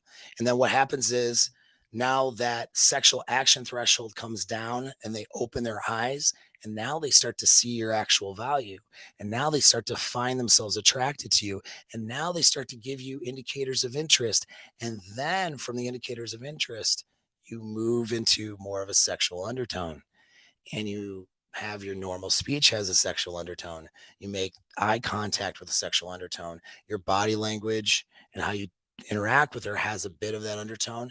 And then you have that dominance and authority, and you pull her, away from the group or go do this, that, do a number exchange. Let's go hang out, whatever it may be, into a sexual relationship. You see what I'm saying? Because you're a fucking cool guy. That's why. And you're the guy that, people want to know, and she wants to meet you, and your friends liked you like in that moment. And, you made those connections with those people. All right. Those empathetic connections, that primal emotional connection, that is where you can provide value. Now, a final example is thinking about providing value in a sense of business. All right. So all these guys, like, they want to make something of themselves. They want to be a high value man, and they approach people with, they approach people with a mindset of taking from someone. All right. Like, and even it's like, oh, even if it's in the simplest sense, like, let's say you're at a networking event and somebody who is an influential guy and the guy with status is there. People go, oh, you have to meet so and so, right? Usually girls will say shit like that, but guys, you got to meet so and so, right? Got to meet this high status guy, and then you're like, oh yeah, I got to meet that guy. I got to get in front of this guy. Got to get noticed by him. I got to meet him. Even just that simple thing. Why is that? Well, the people want to meet him because of his status. People want to meet him because of what he can do for them. He inherently knows that. And this is why guys with status tend to have barriers, and they have to have them because guys are wanting to take from them, and they will lose their energy. Essentially, they will lose parts of themselves. They will lose, their ability to focus on what they need to focus on, and that energy, effort, and even time, because they're giving away those things to people who are looking to take, but then not offer any value in return. So that high status guy gets very easily and quickly drained of his energy, time, money, effort. And that's something he has to protect in order to accomplish what he needs to accomplish. Simply respecting that and knowing that about that guy is going to make you different than everybody else. All right. And so when you're networking, respecting someone's time and energy and effort is the beginning of it, because you're saying, I'm not trying to take from you. That's the beginning of it. Everybody else is. Even these guys, for example, I get messages all the time. People want to write internet copy for me all the time. You know what I mean? Like, I want to write, they want a copyright for me. They probably got that shit from Hustlers University, and that's fine. And now they're contacting people wanting to hustle. And I respect the hustle. But here's the thing, I don't respond to those emails. Why? Because look, I know they're trying to provide something for me, which is internet copy, but they're trying to take from me too, because they really want to get my business. And that is the feeling I get with these emails. Right. And so versus somebody who makes an actual connection with me and is offering value and not asking for anything in return. And then saying simply, I can do this for you if you're interested. It's something I do for other people. Let me know. And he's not trying to take from me. There's a perception that he's trying to give value. And then I naturally want to give value back by paying the guy to do stuff. Now, don't hit me up on internet copy, because I don't use it most of the time because I write my own shit. That's the benefit of being on my email list, by the way, is I'm writing it. All right. So, and you can tell because there's probably a spelling error somewhere in there. Like, you know what I mean?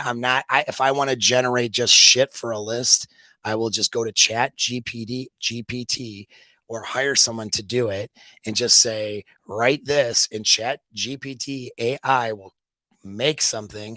And then I'll just say, I'll play. I joked around, but it's actually scary and true. Unfortunately, joking around with Rollo on this, like, people just take rational mail, your blog or your fucking, books, and just plug in it, say, write it like this, and then spit out all of this rational mail ripoff stuff.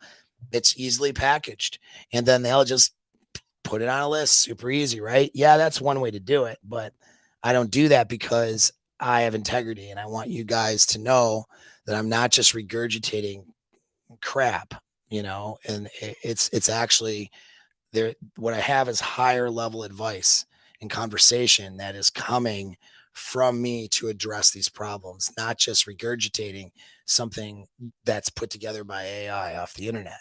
Because like that's the AI advice, it's not necessarily good. It's all over the place. It just speaks the right language, you know what I mean? And it's often wrong, or often misinterpreted, or often not written in the best way. You get what I'm saying? So my goal is to keep the integrity of my information and my product up by not utilizing, in a bad way at least, somebody else to write my emails for me, or AI to write my shit for me.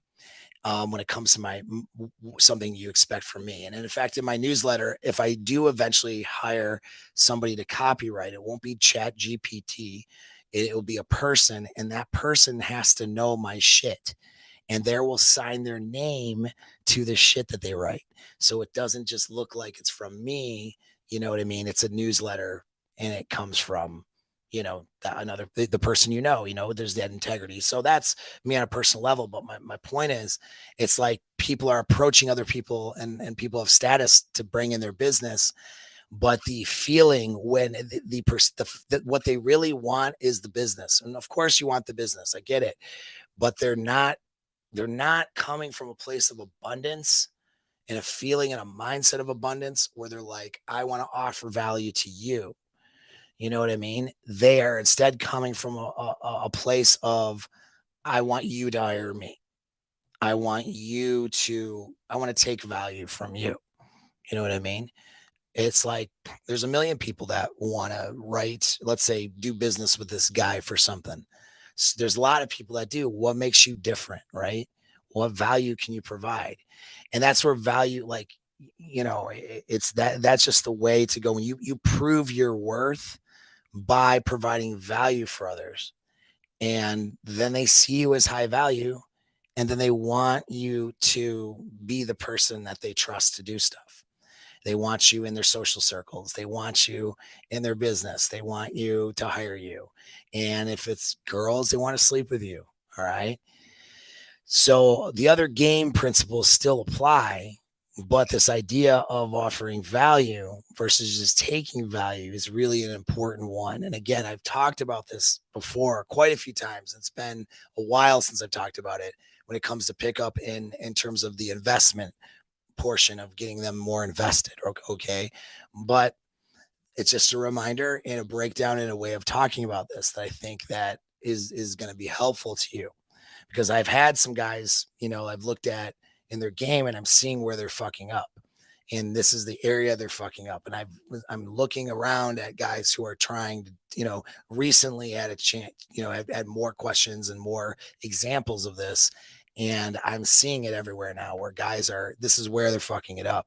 It's something that's so natural to me to do because, see, my problem in the past was not with providing value. My problem was I was providing value, but sacrificing myself for it because I didn't see my own value. And this is a long time ago, but you know what I mean? That's coming from a place of more or less low self-esteem, which brings me to my last point is this is not the same thing as simping. So what's simping? Simping is what I just said. All right. And I used to do that for girls when I was really young, a teenager. Is we didn't call it simping back then, but I would get a girl flowers, you know what I mean? And she's drying herself off from the guy that she's actually sleeping with that came over and then accepting my flowers and going, oh, thanks. This is me when I was like 16, 17, like fucking bullshit. You know what I mean? I would put what I was doing was I was putting my needs aside because I was trained and learned my social conditioning as it was to be self-sacrificing. So I got to sacrifice my needs. I got to cut my throat in order to, give somebody my blood or whatever and die. And I'm going to die in the process, not donate blood and keep myself healthy and keep going, but cut my throat. You know what I mean? Fuck myself up in order to help this other person. And that was the model I had, which is absolute bullshit model. And that's something that men are conditioned with, and it's absolute garbage. All right. It's the wrong way to go.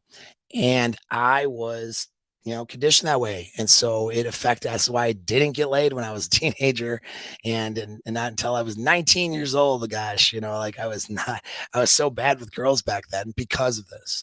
And so my problem was I was always providing value and sacrificing myself for it. And so my problem was to put myself in my own mental point of origin. That was my solution. I didn't have to train myself to offer value because I was fucking doing that already. You know what I mean? But I'm seeing that some of you guys do not do that naturally. And that's what needs to change. You need to fix that. Guys who are wealthy, who successful guys. And this is what a lot of, we could call them brokies, a lot of unsuccessful people, usually liberal, woke ass people, particularly, they demonize wealthy people because their shitty inner game and feelings about themselves and their shitty conditioning. And they always prop up the evil rich guy who screwed over all these people. I thought that way too, not like because I was never woke, but I thought that way when I was younger because I grew up in poverty. And as soon as I changed that mindset, wow, I started doing better. It was amazing, right? But that I had issues with making money for a while because of that shitty mindset and demonizing people who are successful, right? And it just comes from a place of jealousy and insecurity, envy, and maybe even if not those things, social conditioning. The reality is, though, there's a lot of wealthy people who provide a ton of value for everybody else, and they're great people to know because of they're just offering value all the time. And then what they have to do is when they have people who are users and takers and people who don't think the same way, who don't offer value, but who just want to take, they have to keep those people at arm's length. They got to keep those wolves at bay. The takers, they need to keep them on the other side of the gate. Wealthy people being selective and exclusive is not always, was usually not, in some cases it could be bad, but usually not somebody being this stuck up, pretentious, terrible person. What it usually is a guy protecting himself from the takers. All right. And he has to, or else he will quickly lose everything he has. And be taken advantage of and be harmed and all those things. And so that's what it is. And so, it's an interesting thing, but you want to be successful, start offering value and thinking that way, and start removing the takers from your life and people who don't think the same way. And you're going to do a lot better. But now the last point about simping here, right? Simping is where you're sacrificing yourself to serve someone else, right? I'm going to send this girl on OnlyFans money because she's so pretty, and here, buy yourself new shoes, girl, you're whatever. But really, the guy wants to, you know, the guy doesn't feel like he could have a real girlfriend who would he could give a pair of shoes to or whatever, buy something for her, and she would also be sucking his dick and having sex with him and be happy to be with him, right? Like an actual relationship. He sells himself short of having a relationship. As men, we have an internal drive to want to take care of women and the baby maker. If you don't believe that, then why did you get in trouble with your last girlfriend and keep her around too long? All right. It's fucking there. Everybody wants to do it. All right. And it's nothing wrong with taking care of a woman, but it becomes simping when she's not offering you the you value in return. When she is just taking value and you're dumping value into her, you've now become her simp. Okay. And so that's when you've now crossed over into that, and that's not good. Covert contracts are, I'm going to do this thing, but really I'm expecting this person to give me something in return. That's not how it works. You offer value just for the sake of offering it. And if you feel like another person's taking, it's not an exchange. I just gave you this, so you have to give me something. You're not keeping score. It's just you're paying attention. And if that person's not thinking about offering value in return, like in the case of girls, they're not wanting to be with you sexually, not wanting to see you, not wanting to text you, not wanting to just offer this value and demonstrate their desire, demonstrate their attraction. Well, then they're going to get the curb, right?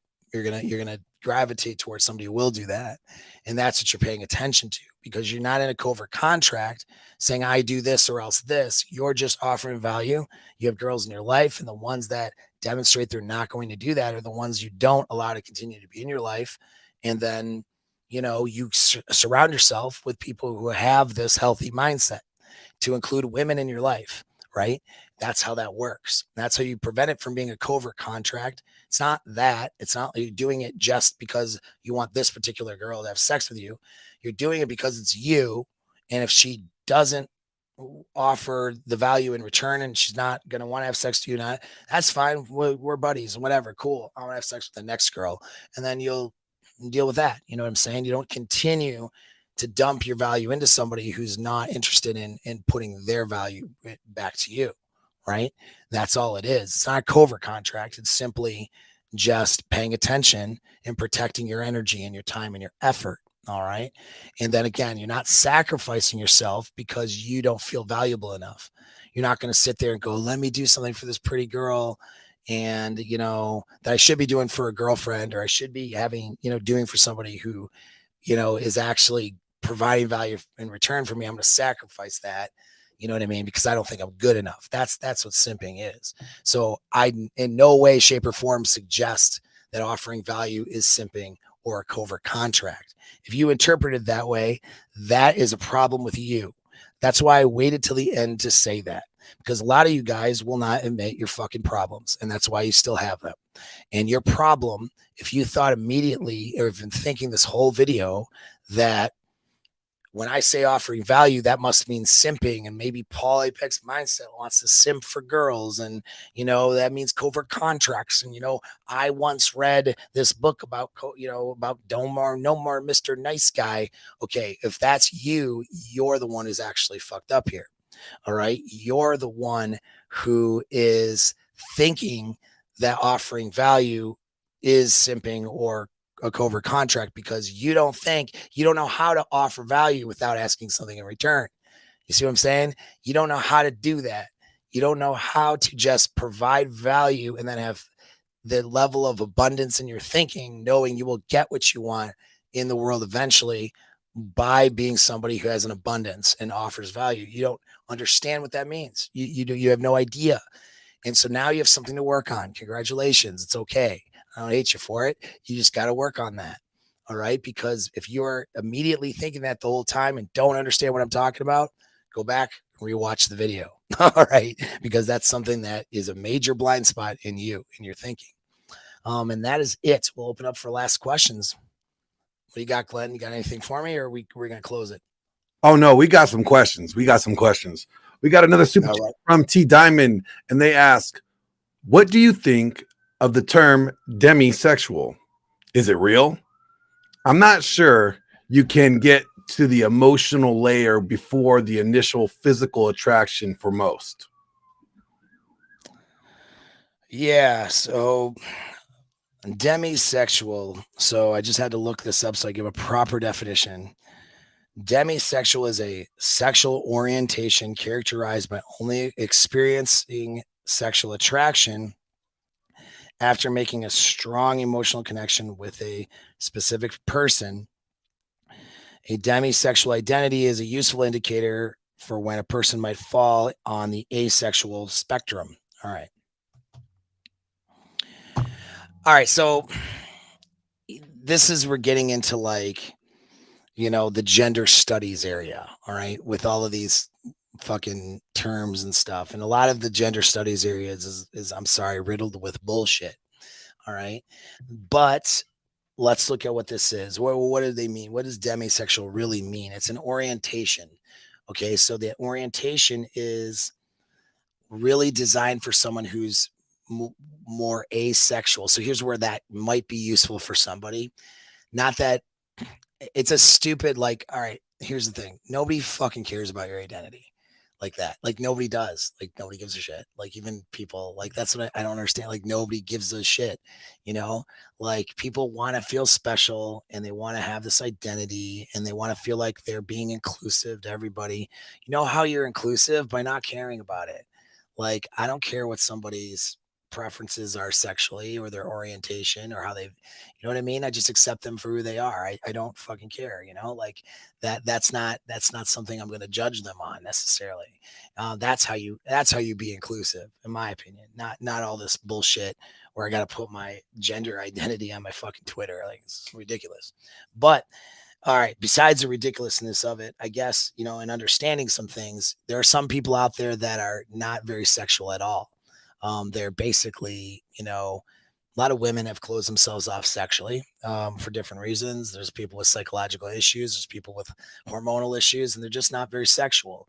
And so but they still want companionship. They still want, to connect with somebody. So their connections are not going to necessarily be based on the physical appearance of someone, but it's going to be more based on the emotional connection or whatever. Then you have girls going, I think I'm demisexual because I need an emotional connection. Well, that shit's a cap, dude. So let me tell you, there's a guy with one set of characteristics, is that makes an emotional connection, but is not physically attractive. Let's take him, and then we take a guy number 2 who makes the same emotional connection with you, but is physically attractive. Which guy are you probably going to sleep with if you have the choice? Which guy would you want to develop a relationship with? You're going to pick the better looking guy, right? So this bullshit of looks don't matter to me. It's just the emotional connection. It's fucking bullshit because looks do play a role in this. You know what I mean? And so most people use it as a cap. Don't be that person. If a guy's attractive, it makes a fucking difference. If a guy's attractive, it is an asset. But I do understand though, you're not basing it only on physical attraction. That's most women, if that's the case, and guys too. Now guys will definitely give a lot more leeway for an attractive woman, all right, than an unattractive one, for sure, right? Like guys will put up with a lot more shit on an attractive girl than they will who's somebody who's unattractive. That's just a fact of life, unfortunately, more so I think than most women. But that being said though, see, for women, their attractiveness to a guy is not as heavily weighed on their appearance. Appearance matters, but your attractiveness, how attracted you are to a guy, is not as heavily weighed on appearance for most women as it is for guys looking at girls. All right. And so that's why the emotional connection will matter more. That's why some of these other things will matter more. Doesn't mean you're demisexual or whatever. It means you're a fucking woman. Okay. Or it means that you want a connection. Doesn't even mean you're a woman. There's guys out there that, hot. They actually, guys, I'm kind of like this in a way. I'm not demisexual, but I want a connection with somebody if I'm going to sleep with them. I don't want to just fucking bang stupid hoes because I've done so much of that. I have a lot of experiences that way. So it's not what I'm interested in. I want to have something a little bit more than that if given the choice. So that's my preference, right? And so it doesn't make me demisexual. That's just an identity. That's weird. I don't need that identity. It just means that I look at the whole person and I'd rather make a connection with somebody. And there's nothing wrong with that. All right. Next question. Yeah, the next question is going to be another super chat, and this is from Duke of Hex. $100, I think it's Mexican, MX. They ask, can I get a chick I've known for 10 years become interested, or is it better to leave it alone? Attracted, but don't know if I should try to game.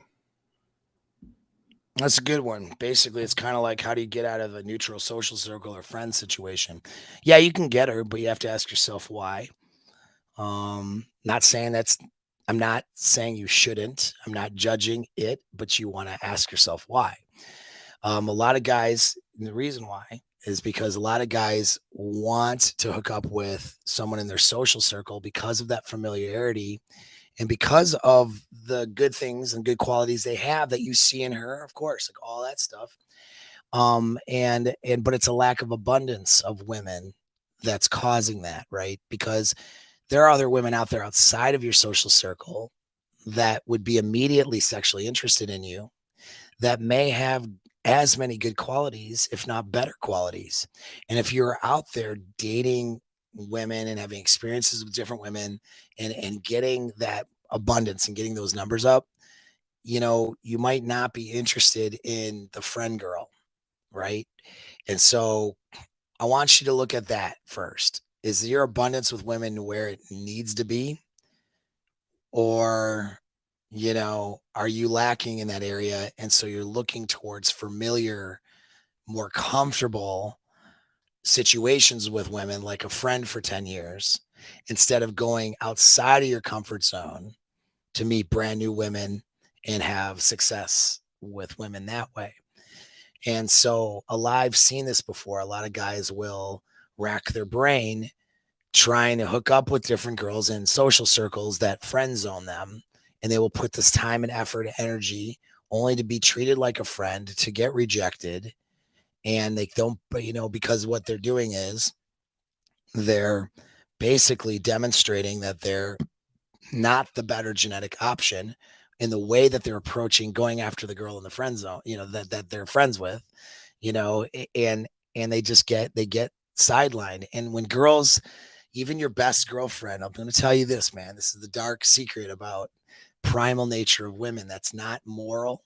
All right. It's not, when I say not moral, it's not immoral necessarily or moral. It's amoral. It's just neutral morality.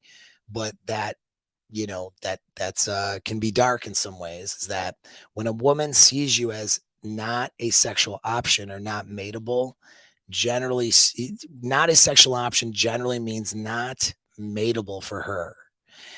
She will send signals out into the world that you're not mateable to other women, even though she cares about you and your well-being, and she may not even know she's doing it. All right.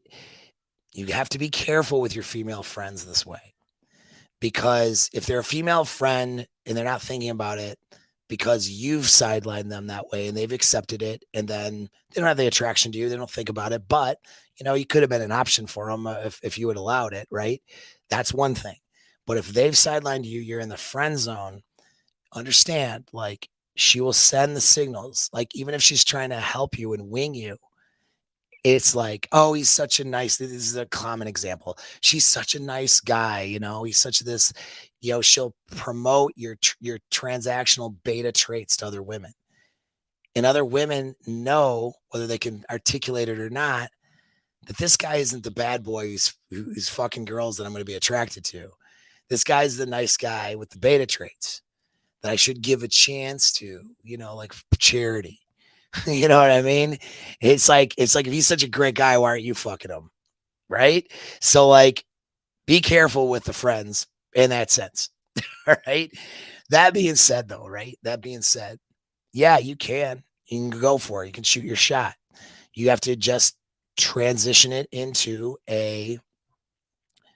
out of a framework into a sexual dynamic. It's pretty simple to try. She's just got to be willing to participate. I'm not going to get, in the interest of time, I'm not going to get into details and break that game down for you. I mean, we would break that game down for you and role play it even in a course or in my mastermind group. So, in the description here, you can get on my website, contact me if you want to get some training on it. But yeah, and I can cover in other videos when we have more time. But yeah, you can do it. You just have to. Right now, you're the guy that's in the group that she's not sleeping with. Maybe she doesn't even see you as a sexual option. So what has to happen is you have to show up as the guy that is who you are and congruent with yourself, but who's also the guy she would have sex with. You have to now be in the role of the friend, the guy she's been friends with, that all of a sudden she finds herself attracted to, and then she ends up having sex with him. So that's the narrative. That's a good way, because I'm not going to give you a step by step. I don't have an hour or two right now. Step by step. Plus, you need to get in a course and practice it. All right. But I'll give you this information so you can try to build this on your own. Okay. Which is that start from the end in mind. So you want a sexual dynamic with her. All right. Maybe you want a marriage with her or some shit, whatever that requires sex. Okay. So let's talk about it in a primal sense. You want to have a sexual relationship with her, not a friend relationship. So what does that look like? What's the narrative that makes that happen? Under what conditions does that happen? All right. So you have to be the guy who, what would her narrative be? I was friends with this guy. We were really close. We knew each other since maybe high school or college, whatever. And he was really cool. He's always really cool, but never really looked at him that way. He was always dating other people, and I was always dating other people. And then just one day it just clicked, and there was a spark. And, we were having so much fun. We were laughing. And then I just looked at him, and then, I don't know, I just found myself attracted to him. And then he sort of, he just made a move. And all of a sudden we just started like, making it, we started making out and just was going, and then boom, like now I have this great sexual relationship with my best friend or whatever. That's like her, and that's a example. Well, maybe what her narrative would be. So how do you construct that scenario? All right. That's what you do. That's how your game is. That's how you construct your game strategy, right? Is you have to now be the guy that she would all of a sudden find herself drawn to, attracted to, and then in a sexual dynamic with. So how do you do that? Well, you have to create the situations and the scenarios where that could happen. You have to create them logistically. You have to create them within the mood and the climate of what's going on. You have to, talk about and interact with her and do things in a manner that has a sexual undertone versus just a safe friend undertone. This is how you do it. Okay. Been there before, know how to do it. Okay. I've helped guys do it. But it's got to be worth it to you, because what would be a lot easier is just meeting new fucking girls. Maybe it wouldn't be easier. It depends on the girls. So I'm going to say that, but most of the time it's easier just to meet girls, bro. And actually you should be meeting girls anyway, because that would help you with the girl that's your friend that you're trying to hook up with. Last thing though on that though is do not be a friendship fraud guy. Friendship fraud guys are guys who are takers. They're not all guys who are offering value. All right. Friendship fraud means you're keeping this friendship up because you've really secretly had a crush on her and you want to stick your dick in her, and you play the friend role just because that allows you to try to sort of get close to her and sort of be able to maneuver your way in. It does work sometimes. Sneaky fucker game. Yeah, it does work sometimes. Unfortunately, which is why guys do it. But it's very low return on your investment type of a situation. It's a lot of work for a little bit of pussy, number one. And number two, it's not congruent. You're not being congruent with yourself. So you don't want to be that guy either. If you maintain a friendship with her, that means you have to be cool with a friendship with her and happy that there's no sexual dynamic. because you're going to have a sexual dynamic with other people. You know, that's how you have to feel about this rejection. And if you don't feel that way, then you can't be friends with her. Okay. That's how that works. Anyway, and what else you got? Moving on, we got a super chat from Ernesto. He goes, how did men and women get so out of touch with each other's roots, wants, needs, aside from feminism and soy boys? Or did they ever get it? Never got it.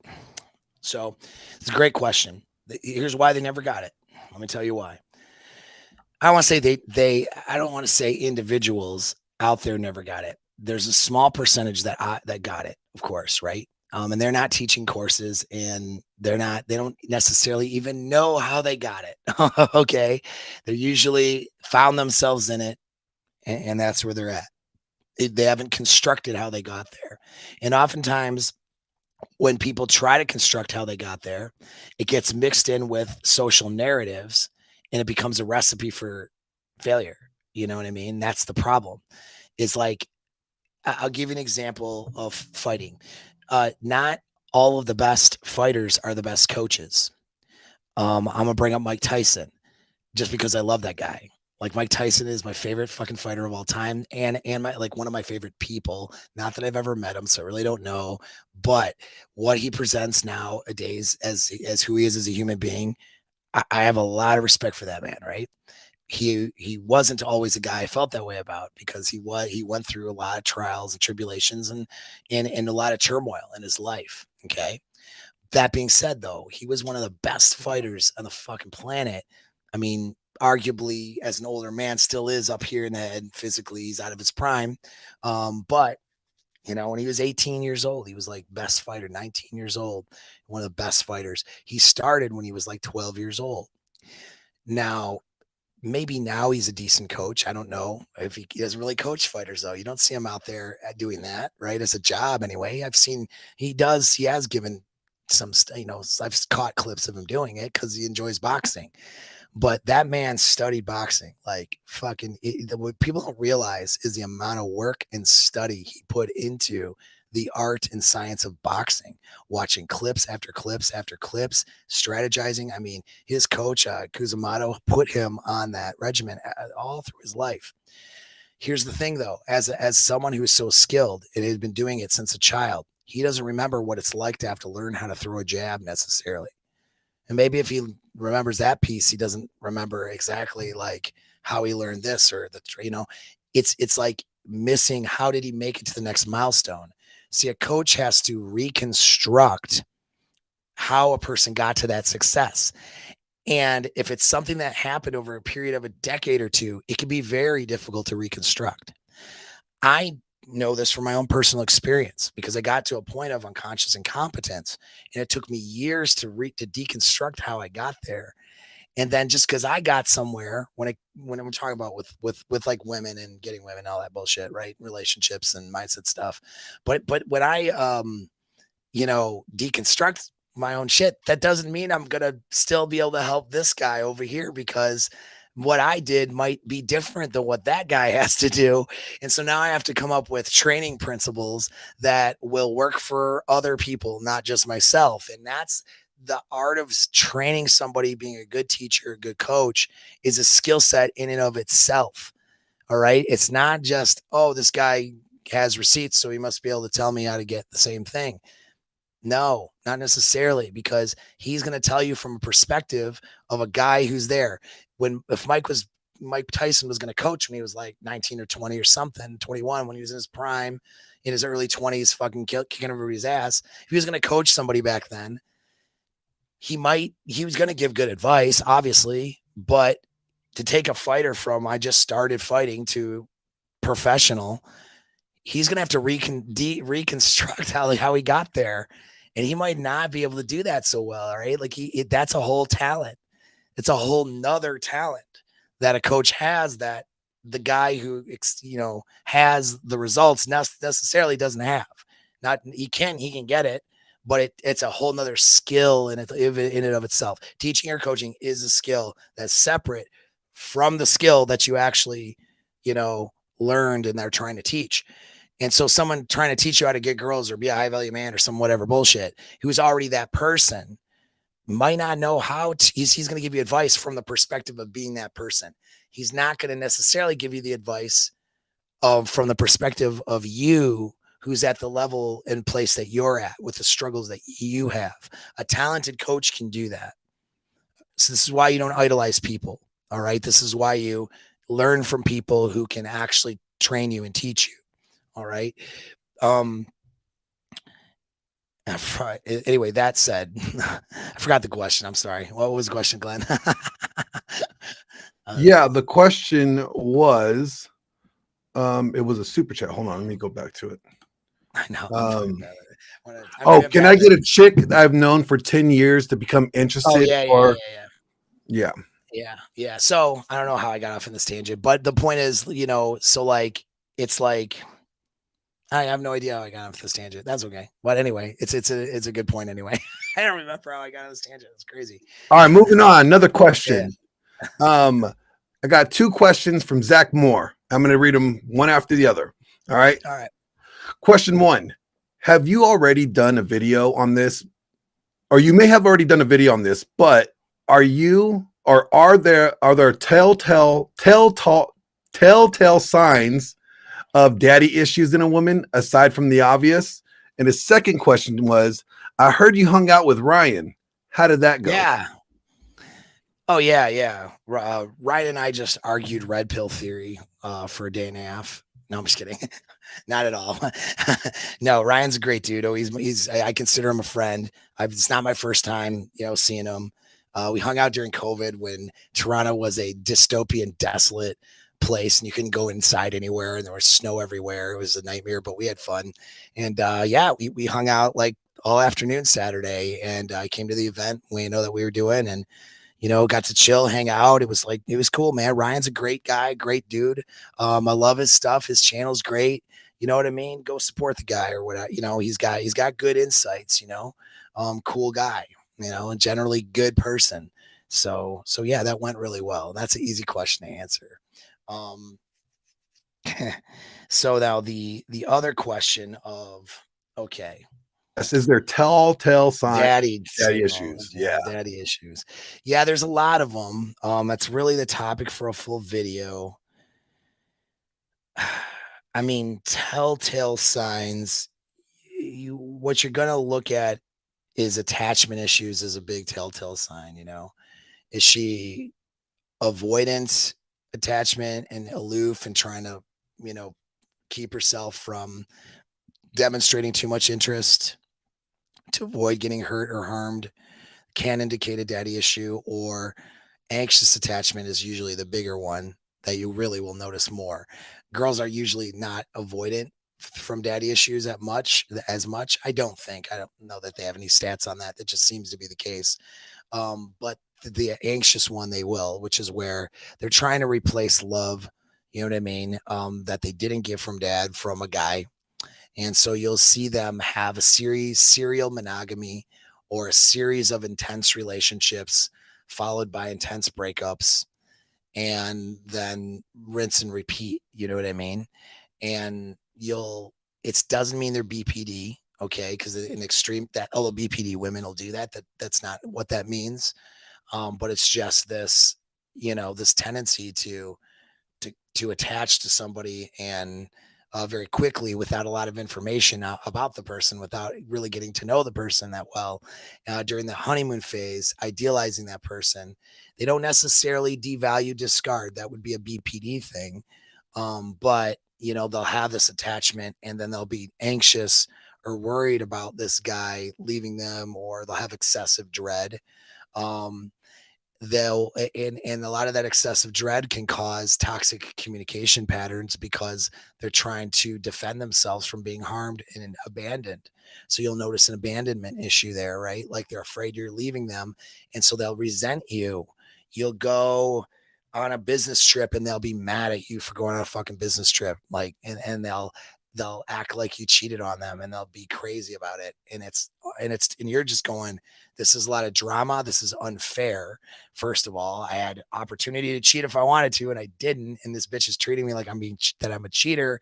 You know, I don't even like it, it's a bad feeling. Like you'll get a lot of bad feelings, a lot of shitty feelings from that kind of stuff because yeah, you know, that's that anxious attachment and then followed by resentment and resentful behavior towards you as if you've done something to her.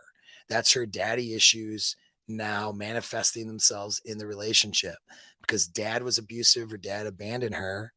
You know what I mean? Now she's reenacting the dynamic with you, not because she wanted to have sex with her father or anything. It's not because of that. It's just because there is the non-sexual chemicals, but the bonding chemicals between parents and children are similar, if not identical, very similar in romantic relationships, right? This is why mommy and daddy issues become a thing. All right. Because the oxytocin response and some of those things is the same with a romantic partner. What the difference is, there's no sexual feelings or response, you would hope anyway, with parents, whereas there is that with the partner. So, you know, so when the sexual feelings are there and the bonding starts happening, that oxytocin starts happening. Well, they have an imprinted pattern of when they have this attachment, bad shit happens, right? Bad things happen with this attachment that they naturally had as children to their parents. And so now they get that attachment to you and their mental framework is bad things are going to happen here. And they act that way. Excessive dread, anxiety, anxious attachment, controlling behavior, jealous, creating arguments out of nowhere in order to feel angry about like, and that's also reenacting because it's a similar neurochemical bonding bonding, they end up reenacting in a way dynamics between dad and, you know, well, between you and her, but you know, that's similar to the dad dynamic, you know, acting like you're abusive because dad was abusive, acting afraid of you, like you're going to do something, acting, you know, you just see that shit. It's fucked up. And, you know, and so that's when they're really, really serious daddy issues. You'll see a lot of that stuff. And obviously that's a telltale sign when they've sort of they haven't gotten rid of the trauma, but when they've come up with coping mechanisms, but haven't gotten rid of the trauma, what you'll find is them trying to control the relationship a lot, you know, because they didn't have a strong father figure to be in charge. And so they learned that they had to be in charge. And so you'll see that show up too. You know what I mean? And a lot of toxic patterns and stuff because it's like if they resent their dad and think because they think he's incapable, like they think he's not capable. For example, let's say dad was just an incapable doofus of a guy and she's frustrated with her dad for being that person and she has an issue over that. Well, then she'll frame you as an incapable doofus, even though you're not. You know what I'm saying? She could, not always, but she could do that very, very commonly. And you know, start in those circumstances, treat you that way. So you see those kinds of things. So there's not, I mean, telltale signs hard to say because obviously this is very complex, right? But if she's got, those are some things to look at. If that makes any sense. That's really a whole topic though for like a video. What do we got next, Glenn? That's our final question. And this question was asked like 4 times. Okay. So I'm making sure that I get to his question. Don Key asked, would Paul ever do a collab with Butt Woman? She was on Valuetainment last year and she has her own podcast in her butt. Yeah. Well, I don't answer 12-year-olds who are on my show. This is an adult show. So that's final question. I also want to give a shout out to Wade Emery that sent in a $4.99 super sticker. Wade Emery sent in a $4.99 super sticker, and I have been requested by Ernesto to say double kill. Hell yeah. We have now fulfilled all the requests and questions. Sweet. And with that, we will close the show. Thank you guys for being here. hit me up private for the mastermind program. I'll have more marketing stuff out here for that soon. And, you know, at the very least, of course, you know, do the like, subscribe thing, obviously. Tuesdays at noon. That's when I'm doing a show consistently. Okay. So be here for it. And the last thing is get on my email list. All right. I don't spam you. I send you good content and stuff. We just had a conversation about that earlier in the show. So get on that list. The link is in the description. Follow me on my socials. Let's stay in touch. And that's all. Thank you very much. Last thing, another shout out to Ernesto with the $2 super chat. Widely informative live today. Thanks a ton, Paul and Glenn. Oh yeah. Hell yeah. And thank you, Glenn Lawrence, my producer with Glenn Lawrence Presents. All right. He's a talented man. Thank you. Thank you, sir. Thank you, sir. All right, guys. I hope you guys have a good Tuesday or Valentine's Day, whatever you do. Enjoy. We're out.